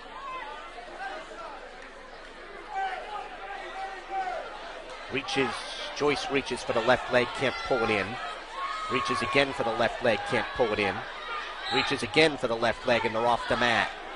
Steve Powell wants a stalling call on John Kaluzny. Yeah, and Coach Post wants Kaluzny to get aggressive. He got aggressive right away, got the opening takedown, and since then, he hasn't been aggressive on his feet. He's been looking at counter shots for points.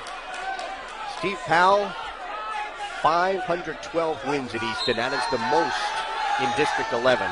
118 losses, 3 draws in his 31 seasons. There's a stalling warning against Kaluzny at 29 seconds.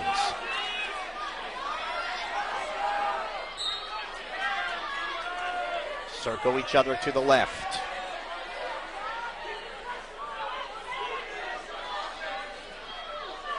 Tied up outside the center with under 20 seconds. Joyce reaches for a leg, can't get it. Now Kaluzny in on the left leg. Picks that leg up behind the knee. Tries to switch to a double at the edge. Trying to drag his toes and gets the takedown and goes up 5-1. Kaluzny's second takedown, it comes with just under 7 seconds to wrestle, and Steve Powell wants to talk to Frank Leitner. So they will have a discussion.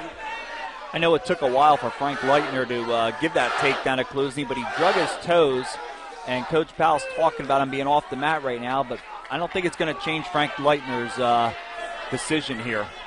And just about in the laps of the Phillipsburg cheerleaders to our left. Now Frank is going to ask Barry Jackson, and that takedown will stand. Joyce is set. Kaluzny right hand tight waist left elbow. Joyce stands, and he comes out with 2.8 seconds to go and almost had himself a takedown at the edge. It is 5-2. Barry Snyder wanted a takedown there for the Rover. 5-2 after 2. Joyce will choose down in the third.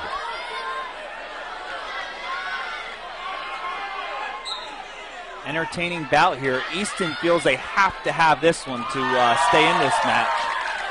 Kaluzny picks up Joyce, brings him down, trying to work a hazard tilt, and able to roll on through. Twice was Darius Joyce.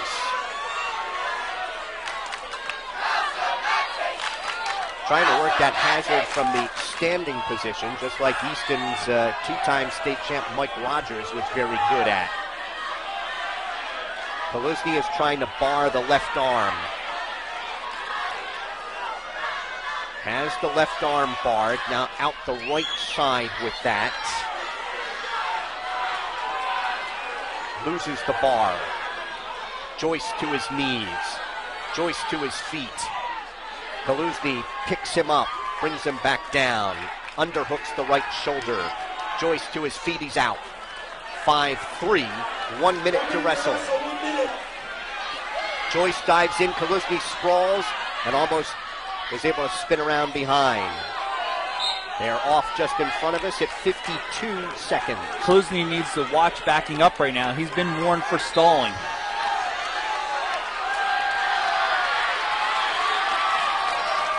They tie up. Joyce doing the pushing. Reaches for a leg. Kaluzny blocked it off. Dives in. Kaluzny at the edge. Kaluzny sprawls, and Kaluzny may be tiring here with 37 seconds to go. And he's got the weight advantage. Very shocked with this right now. They tie up. Joyce is the one who has to be aggressive here. He needs the takedown. Reaches for a leg. And Kaluzny's going to be near a stalling call here. Joyce, there's the call as Joyce dives in.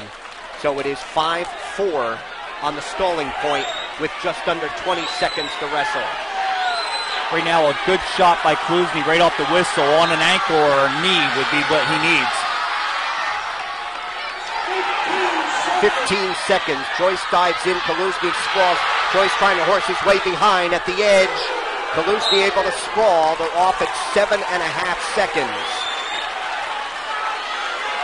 Dave Post and Scott Silvas up and shouting instructions.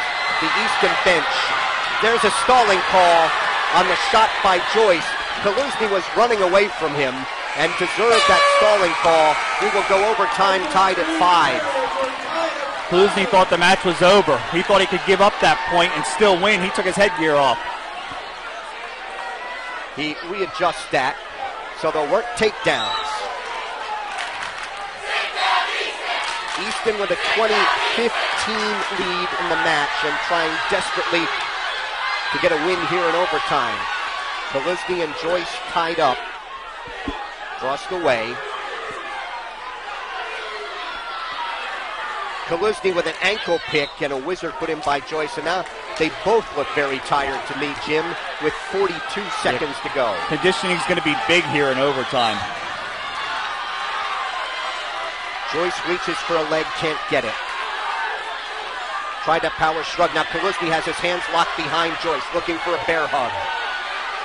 With 30 seconds to go in the sudden victory of Tripp at the edge. No advantage. 24 seconds to go. As they walk slowly back to the center. Coach Post telling Kaluzny to suck it up.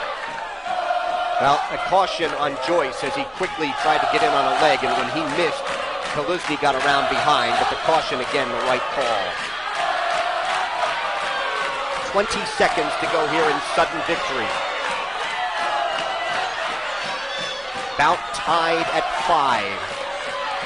Tied up. Power shrug attempted by Kaluzny, reaches for a leg, can't get it. Joyce tried to throw him on by. And this one is going to go at the edge. Kaluzny can't finish. We're going right out, tied at 5.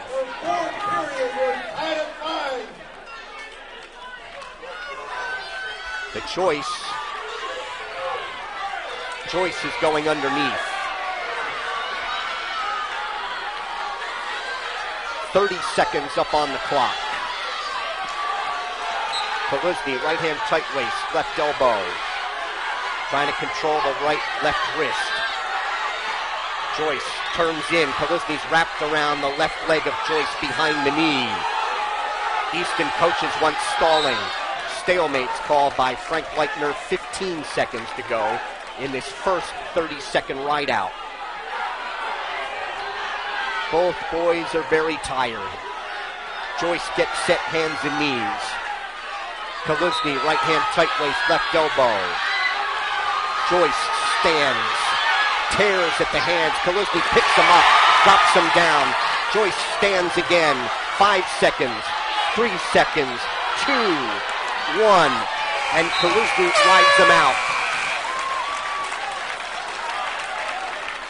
Now Kaluzny is underneath. And Joyce is going to cut him. So Joyce cuts him. Now he's got to take him down or get a stalling call. 6-5 Kaluzny. They tie up. Easton wants that stalling call. Working on each other's wrists.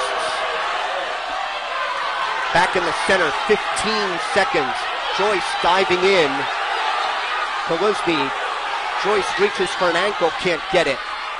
At the edge, Joyce spins around behind. They're off at 5.4 seconds. Kaluzny needs to take a shot here. I can see Leitner hitting him. Caution on Joyce, his second. Yeah, I can see him. I can see the stalling call as well if he backs off here. Now it's Kaluzny does the pushing in. Throw attempt by Joyce is blocked off, and Kaluzny wins 6-5 in overtime. We are through 10. It is Easton 20 and Phillipsburg 18, and that was a critical win in overtime for the Stateliners, John Kaluzny. Barry Snyder, Easton assistant, asking for a consultation here with Frank Leitner. Frank just pointing to Barry, get back to the bench. It'll be Max Elling for Phillipsburg at 160.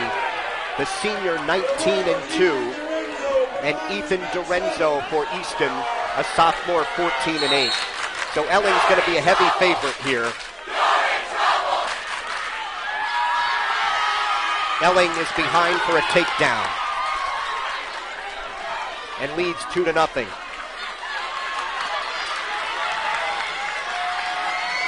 Dorenzo, a sophomore 14-8. Elling, a senior 19-2. Elling bars the right arm, takes the left wrist, driving the bar, trying to take Dorenzo, steps across with the bar. Dorenzo is on his back. Looking in is referee Barry Jackson. Elling trying to get more weight on the right shoulder. Now we'll try to get chest to chest. And scrambling off his back is Dorenzo. But it's 3 back points for Elling, and he leads 5-0. Elling bars the left arm, takes the right wrist, and they go off the mat at 1:09 in the first. Max Elling last year got a fall over Chad Abel. Year before that, Elling got a major 15-4 over Easton's Kyle Baker. And Elling's freshman year, he lost 7-3 to Elijah Brown. Dorenzo tries to stand. Elling brings him back down. Elling, tight waist, right elbow, trying to bar the right arm. Max has the leg in. Keeps his weight on the back of Dorenzo. Takes the right wrist. Has the left leg in, trapping the right of Dorenzo. Now he's got that right arm barred. Takes the left wrist. Trying to take Dorenzo to his left, steps across, and the fall!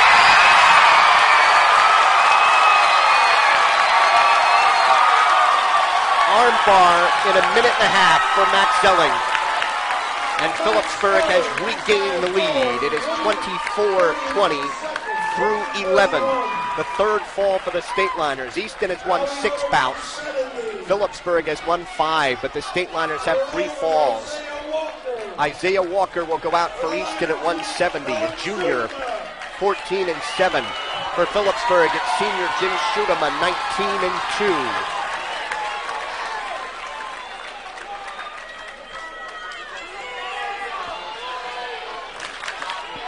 Isaiah Walker is taller, at least a head taller than Schutema. Schutema looking for a barrel roll. He's got the takedown, and Walker was able to scramble off his back. Takedown for Schutema, leads 2-0. Walker stands, he's out, it's 2-1. They will work takedown. Schutema's in on the right leg, trying to pull that in. Now Walker reaches for a leg. Schutema draped over top. Schutema takes the left wrist of Walker. Schutema has the left leg in, pretty far out in front. And with the legs, it takes Walker, got the takedown, and he got a couple of back points. Now he's got that far leg and reaching around for the head with a cradle. And Walker trying to reverse. Schutema hanging on to Walker's right leg behind the knee. Schutema is able to pull that leg through, has Walker in a sitting position. Walker still around the head, loses his grip on that, and now Schutema maintains control. Thought I saw Frank Leitner counting out some back points. It must have only been one count, because I definitely saw him count. Schutema is trying to work a power half. 2 takedowns, he's got a 4-1 lead. 35 seconds to go in the first on Easton's Isaiah Walker, and it stopped potentially dangerous. Last year, Jimmy Schutema, a 10-7 winner over Kyle Baker. The year before that, Jimmy defeated Devin Gibson, an 8-0 major. And Jimmy's freshman year, he lost 8-3 to Robbie Rizzolino. Schutema was the Brad Winter Memorial Award as the most outstanding wrestler last year. He got a little sloppy there, and Walker has a reversal. It's 4-3. Walker trying to reach for a cross-face cradle. Schutema controlling the right wrist so he can't lock anything up. Now reaches across for the left arm at the elbow, trying to lock up that cross-face, gives up on that. Trying to run a half Nelson from the left side on Schutema. Schutema controls the right wrist, trying to get to his knees. And the first period will end with Schutema on top, 4-3. Schutema 106-23 in his career. On top to start the second. Walker last year lost to Phillipsburg's Broderick Bupivi, 13-7. Schutema has the right leg in, trying to work a power half. Takes Walker off his knees, trying to reach for that right wrist. Now trying to drive the power half with the legs in. Trying to lean out the right side and turn Walker to his right.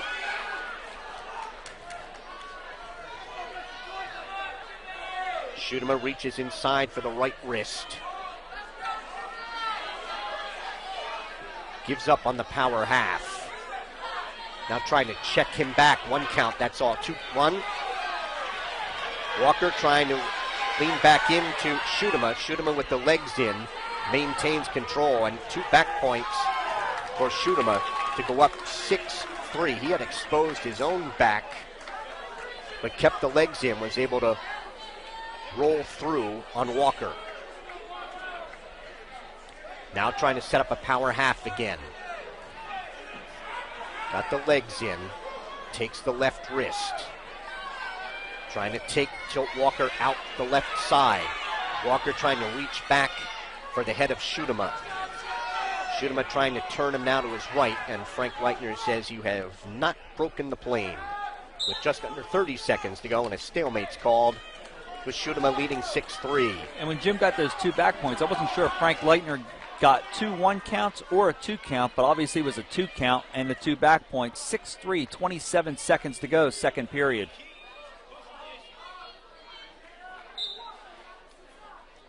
See if Jimmy can keep him down here for the final 25. Got up a little high. Walker stands. Schutema has the legs in, draped over his back, putting pressure on the head, and Walker comes out the back door to make it 6-4. And then Walker tried to dive in. Schutema trying to hip up and over for a takedown of his own. And the period will end no advantage, 6-4 Schutema. Schutema's choice in the third. Schutema third in the Beast of the East. Second in the Hurricane tournament. A Warren Hunterdon County tournament champion. Top ranked in this weight class by the Express Times, and second in New Jersey by NJ.com. And Schutema has a reversal. Schutema leads it 8-4, 7-4 up on the scoreboard. Schutema trying to turn him to his left. 2-on-1 in the left wrist. Trying to work a power half. As Phillipsburg assistant Josh Haynes shouting instructions, trying to turn him to his right with the power half. Gives up on it. Keeps the legs in and controls the left wrist. Walker trying to struggle to his knees. Schutema trying to break him back down, take a 2-on-1 in the left wrist and take him to his back. Schutema keeps the legs in. We have a minute to wrestle. 1 minute to wrestle, 1 minute. Still 7-4 on the scoreboard, but it's definitely 8-4. It was 6-4 after 2, and then the reversal by Jimmy made it 8-4. He has 2 takedowns, 2 back points, and a reversal. And Walker has 4 escapes. Excuse me, a reversal and 2 escapes. Stalemate is called at 39 seconds to go in the bout. Stateliners with a 24-20 lead. Now they've corrected the scoreboard to make it 8-4. Walker stands. Schutema brings him back down. 30 seconds, 30. Schutema, when they're trying to get the left leg in, gets the right leg in. Takes the left out from under Walker and flattens him out. He'll try to work a power half again. Takes the right wrist. 15 seconds to go in the bout. And Walker is out. It is 8-5. Walker's got to be the aggressor here, and they will just stalk each other. Tries that Easton power shrug. An 8-5 decision for Phillipsburg Jim Schutema at 170. We are through 12. It's Phillipsburg 27 and Easton 20. Each team has now won 6 bouts. Phillipsburg has to be out here first, and I think it'll be Andrew Horan, because Phillipsburg needs just 1 to put it away. And Craig Stahlecker of Easton. And it is Drew Horan. Horan is a sophomore, 15-5. Stahlecker is a junior, 12-9. And Phillipsburg coach Dave Post told us before the match that, if he needed 1, that he would put Horan out here at 182 rather than put him up against Mike Catalano. He's had pretty good success against the Stateliners. Horan's in on a double and gets the takedown as they go off.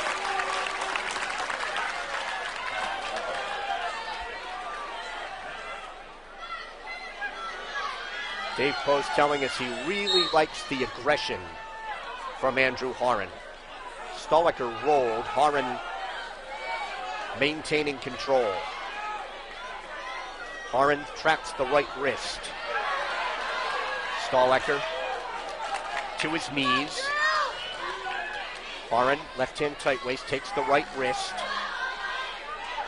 Flattens him out. Trying to bar the right arm. Gives up on that.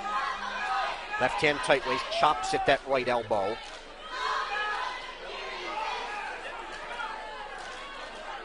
Stahlecker stands and Horan takes him off right in front of our StatelinersSports.com microphones with 55 seconds to go in the first. You mentioned Catalano's success against the Stateliners. Last year he was a 4-1 overtime tiebreaker winner over Joe Meso. The year before that he was a winner by fall over Tim Hinkle. So Drew Horan here trying to wrap it up here for the Stateliners. Stateliners are up 27-20. We're in the 13th of 14 bouts. The escape for Stahlecker, it's 2-1. Working takedowns.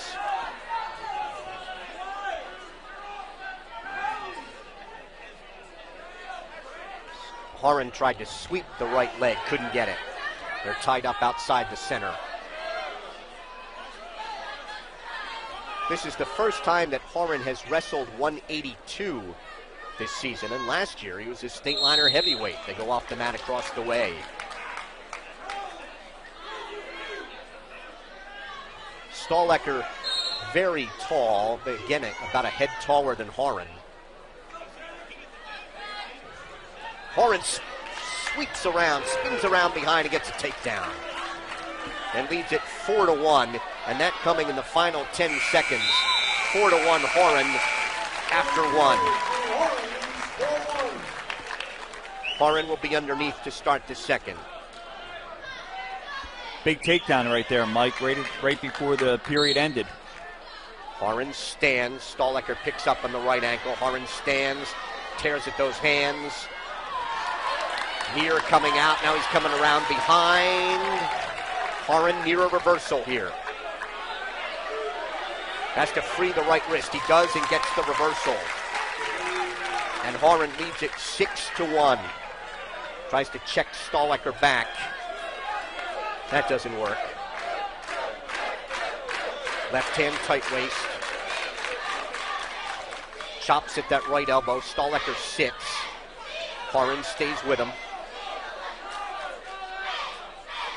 Stahlecker tries to stand. Horan tried to check him back. Again, just missed planting him on his back, and they're off in front of the Stateliner bench with 1:12 to go here in the second. If there's anything that can be said right now to Drew Horan before he went out there, he has to just wrestle smart. He doesn't have to go for the fall. He doesn't have to get sloppy. He doesn't have to do any kind of throws. He just needs to go out there and win for the Stateliners. Tries to bar the right arm. A win by Horan would wrap it up for the Stateliners, who have not beaten Easton 2 in a row since 1970-71. Stahlecker comes out at 6-2. They have not beaten Easton in the pit since 1971. Stahlecker with half a shot. Horan has had the advantage on their feet. He has 2 takedowns.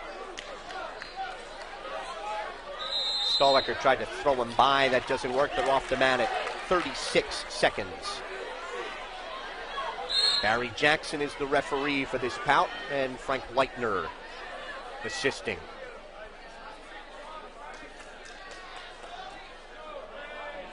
Stahlecker looked for a bear hug.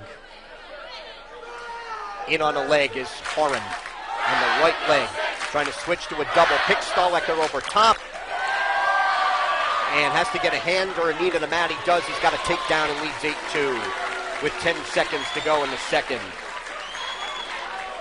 Horan thought he had that takedown well before Barry Jackson gave it to him. And he will ride out to second. It's 8-2 Horan.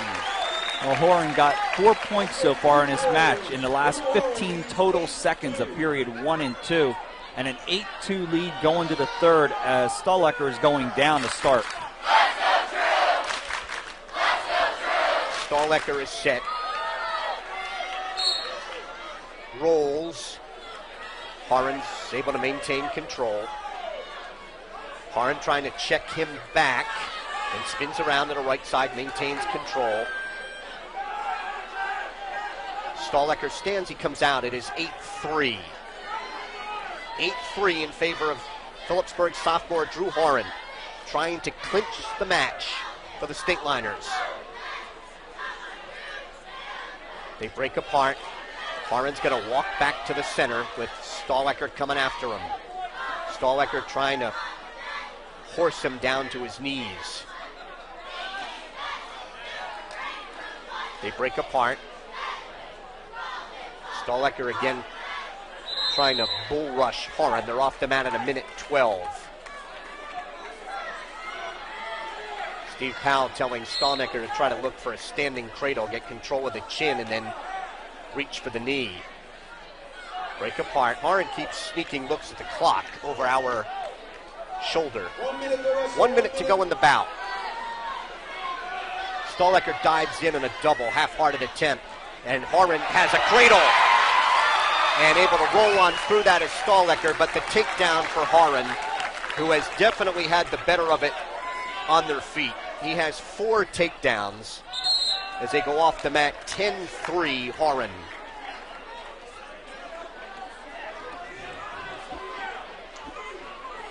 Stahlecker gets set. Hands and knees. Tries to stand, now sits. Horan staying with him. Tight waist chopping at the right elbow.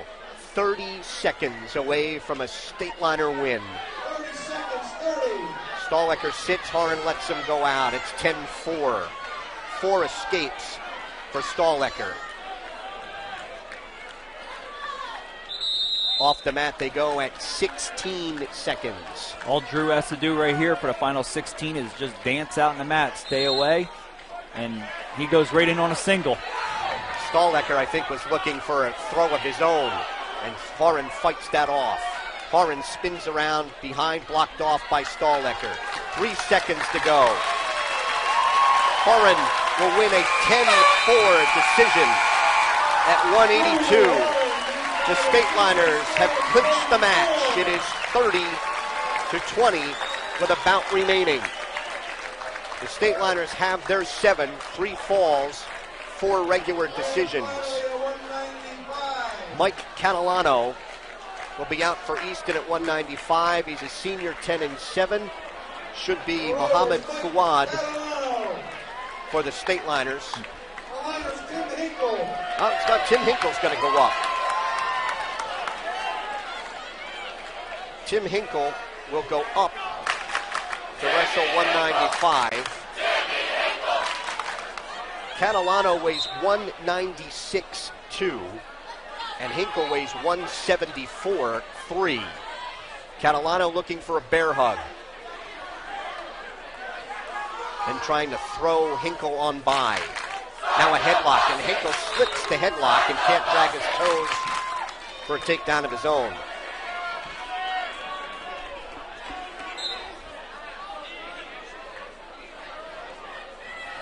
Catalano ties up the left wrist of Hinkle. Catalano looking for a bear hug and inside trip. Hinkle breaks out of that. Now he looks for a bear hug of his own.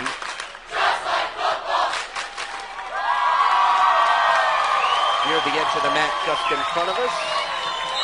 Off the mat they go in 1:17. Mike, you wonder what kind of strategy would have taken place at the end had Northnagel gotten pinned for the Stateliners. We'd be looking at 26-24 Easton right now. You wonder what kind of strategy Dave Post would have done with the final 2 bouts.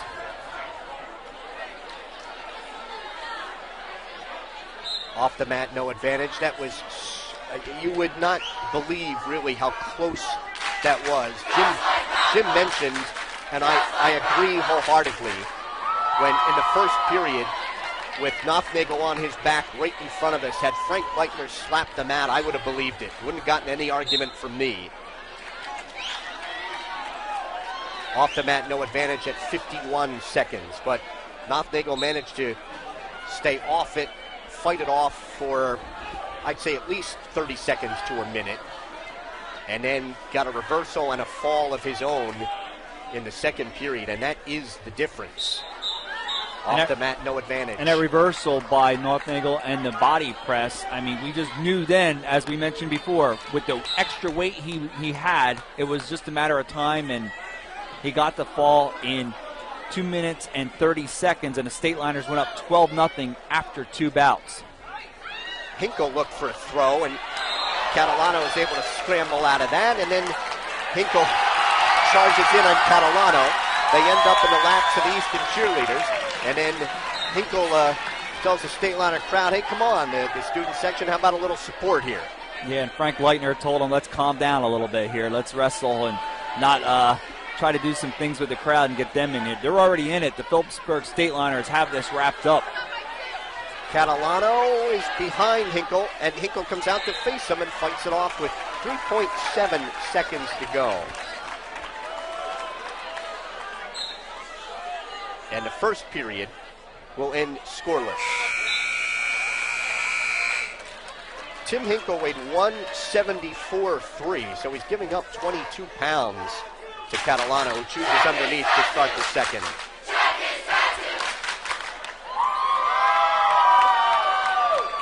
Catalano 6th in the district last year. He is honorable mention in both area newspapers. He comes out in 3 seconds. Catalano with a career record of 45 and 40. On the escape, he leads it 1-0. And there's a stalling warning on Phillipsburg's Tim Hinkle.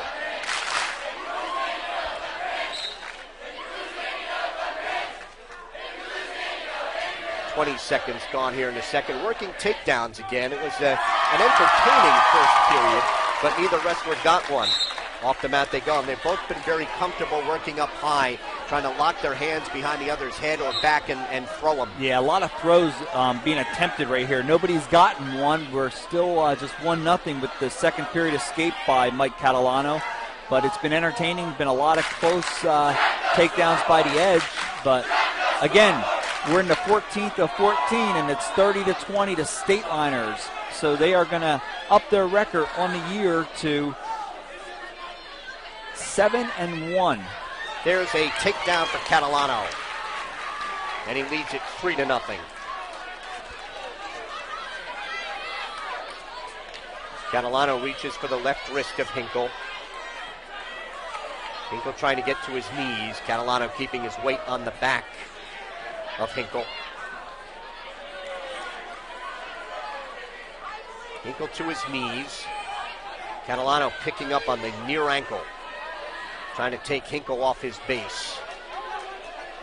Now trying to lock up a standing cradle. Hinkle stands and are off the mat. 30 seconds to go here in the second period. 23 takedowns for Easton, 13 for the Stateliners. The big difference, 3 falls for the Stateliners.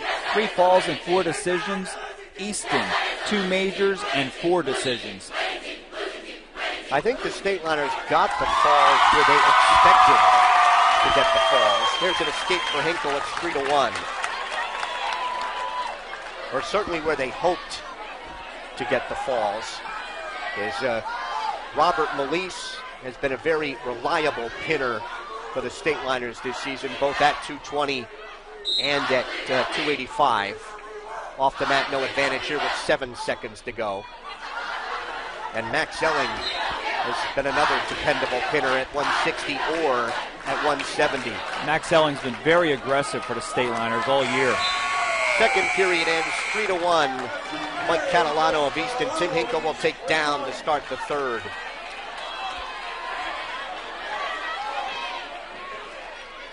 So if Catalano hangs on here, it will be 7-7 in the bouts, and it'll be the bonus points that made the difference.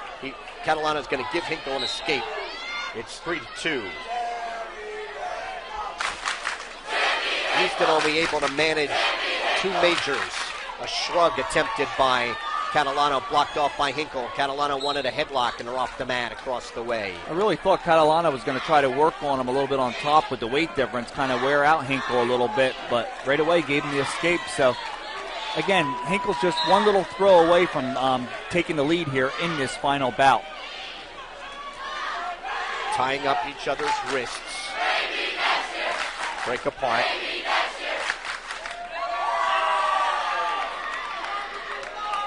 Catalano trying to snap down on the head of Hinkle. They tie up. Hinkle looks for a barrel roll, and there's that weight difference. Hinkle trying to block off now with his right arm, and Catalano spinning around behind the other direction to lead 5-2. I think that was a little more weight than Tim was able to handle on that barrel roll. Yeah, he got trapped underneath when he wasn't able to maneuver it. Catalano riding out the right side. Hinkle steps across and picks up on the leg. He will get a neutral as they go off. It is 5-3. A minute to go in the bout.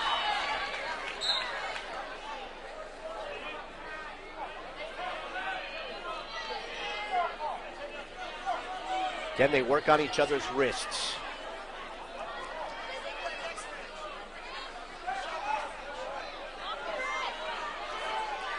No advantage here. 5-3 lead for Catalano in the bout.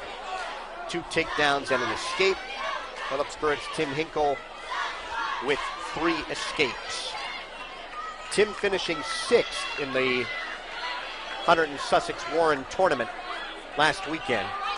He has 31 career wins. They're off the mat at 22 seconds.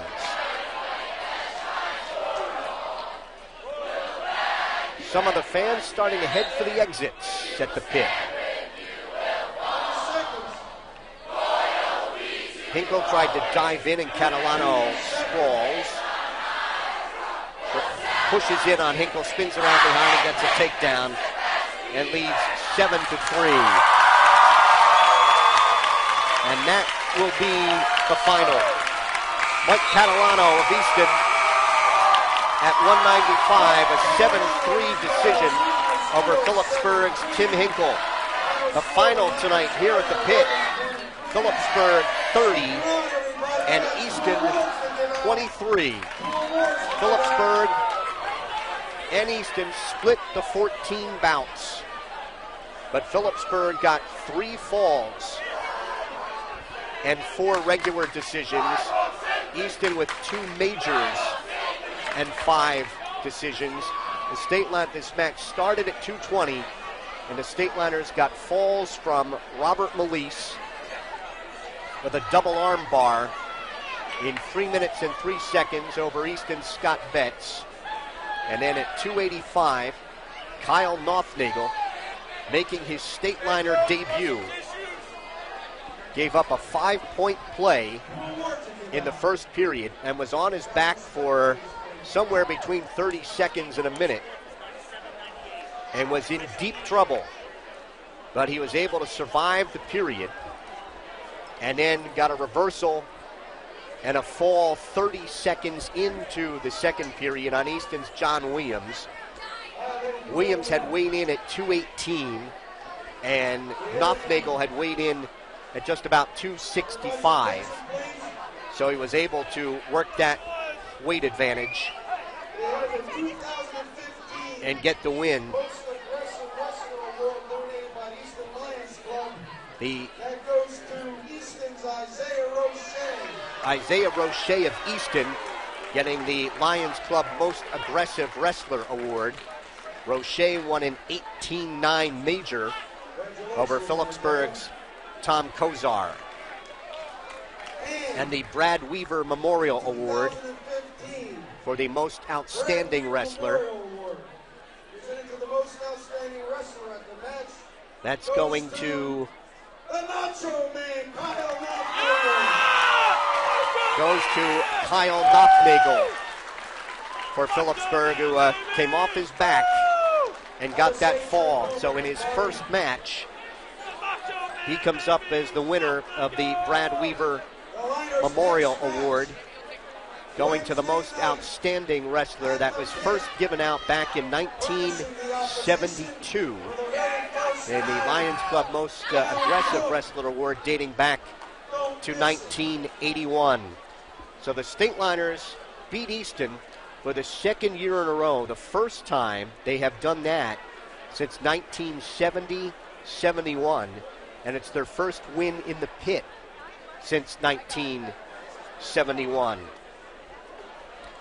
Our wrestling tonight on StatelinersSports.com, a service of Rothman Institute, a worldwide leader in orthopedics and official orthopedic partner of the NJSIAA. Visit RothmanInstitute.com.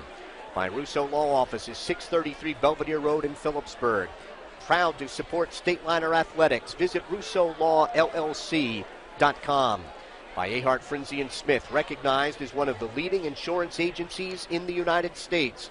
Find out more at afsinsurance.com. By Urco Community Federal Credit Union, with offices on Hillcrest Boulevard in Phillipsburg and now at 2240 Northampton Street in Easton. By Remax Supreme of Phillipsburg at 533 Memorial Parkway. Their agents live here, work here, and always look to give back to the community. Recapping it for you tonight here at the pit as the Stateliners go to 7-1 on the season, while Easton falls to 11-4.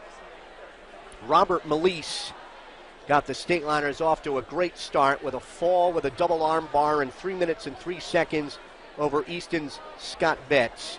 At 285, Kyle Nothnagel coming off his back in deep trouble in the first period. A fall in 2 minutes and 30 seconds over Easton's John Williams. At 106, Kaysen Corallo of Easton, a 4-3 decision over the Stateliners' Kyle Marcus. 113, Isaiah Roche of Easton, an 18-9 major decision over Phillipsburg's Tom Kosar. At 120, Hayden Kelleher of Easton, a 12-5 decision over Phillipsburg's Tyler Agins. 126, first move made by Steve Powell. The Rover coach inserting Nick Nunez there. And Brian Meyer, the Stateliner freshman, defeated Nunez by the score of 8-5. At 132, then with Anthony Roche moving up, he decisioned Phillipsburg's Don Agins 3-2. Evan Fidelibus of Easton weighed in at 132. He went up to 138. He decisioned a major decision over Phillipsburg's DJ Wissing 9-1. 145, Jim Saylor of Easton with an escape in the final couple of seconds to defeat Phillipsburg's Steve Friedman 4-3. 152, John Koluzny of Phillipsburg winning in overtime 6-5 in the ride out after Koluzny was able to ride out Darius Joyce. Joyce let Koluzny out to start the 30-second ride out, could not get a takedown, and Koluzny won 6-5. At 160, Max Elling of Phillipsburg, a fall with an arm bar in a minute 30 over Ethan Dorenzo. That made it 24-20, Stateliners grabbing the lead back. At 170, Jim Schutema of Phillipsburg, an 8-5 win over Isaiah Walker to make it 27-20. At 182, Drew Horn of Phillipsburg put it away, a 10-4 decision over Craig Stahlecker. That made it 30-20 Phillipsburg with 1 to go, where Easton's Mike Catalano at 195 decision Phillipsburg's Tim Hinkle 7-3. The final 30-23 Phillipsburg over Easton tonight at the pit. And we are joined by Stateliner head coach Dave Post, and I have noticed a gray hair tonight, Coach. This one had all the excitement of an Easton-Phillipsburg match. Yeah, it was definitely an unbelievable match. We just had guys step up all over the place. Starting right off the bat, with our two big guys, and what an impossible situation for Kyle Nothnagel to be in. He's wrestled. This isn't his first go around on a high school level, but to be in a match like this where there's not a single seat in the house, and he just comes out and does a job for us, and it goes up and down the lineup. You see guys like Brian Meyer with a breakthrough performance. It's a great feeling. That the 285 bout was the key. Had that gone the other way, you're on the short end of this. Yeah, I mean, it was really close there, and Kyle just has he's got an incredible drive inside of him. He wasn't going to let his teammates down.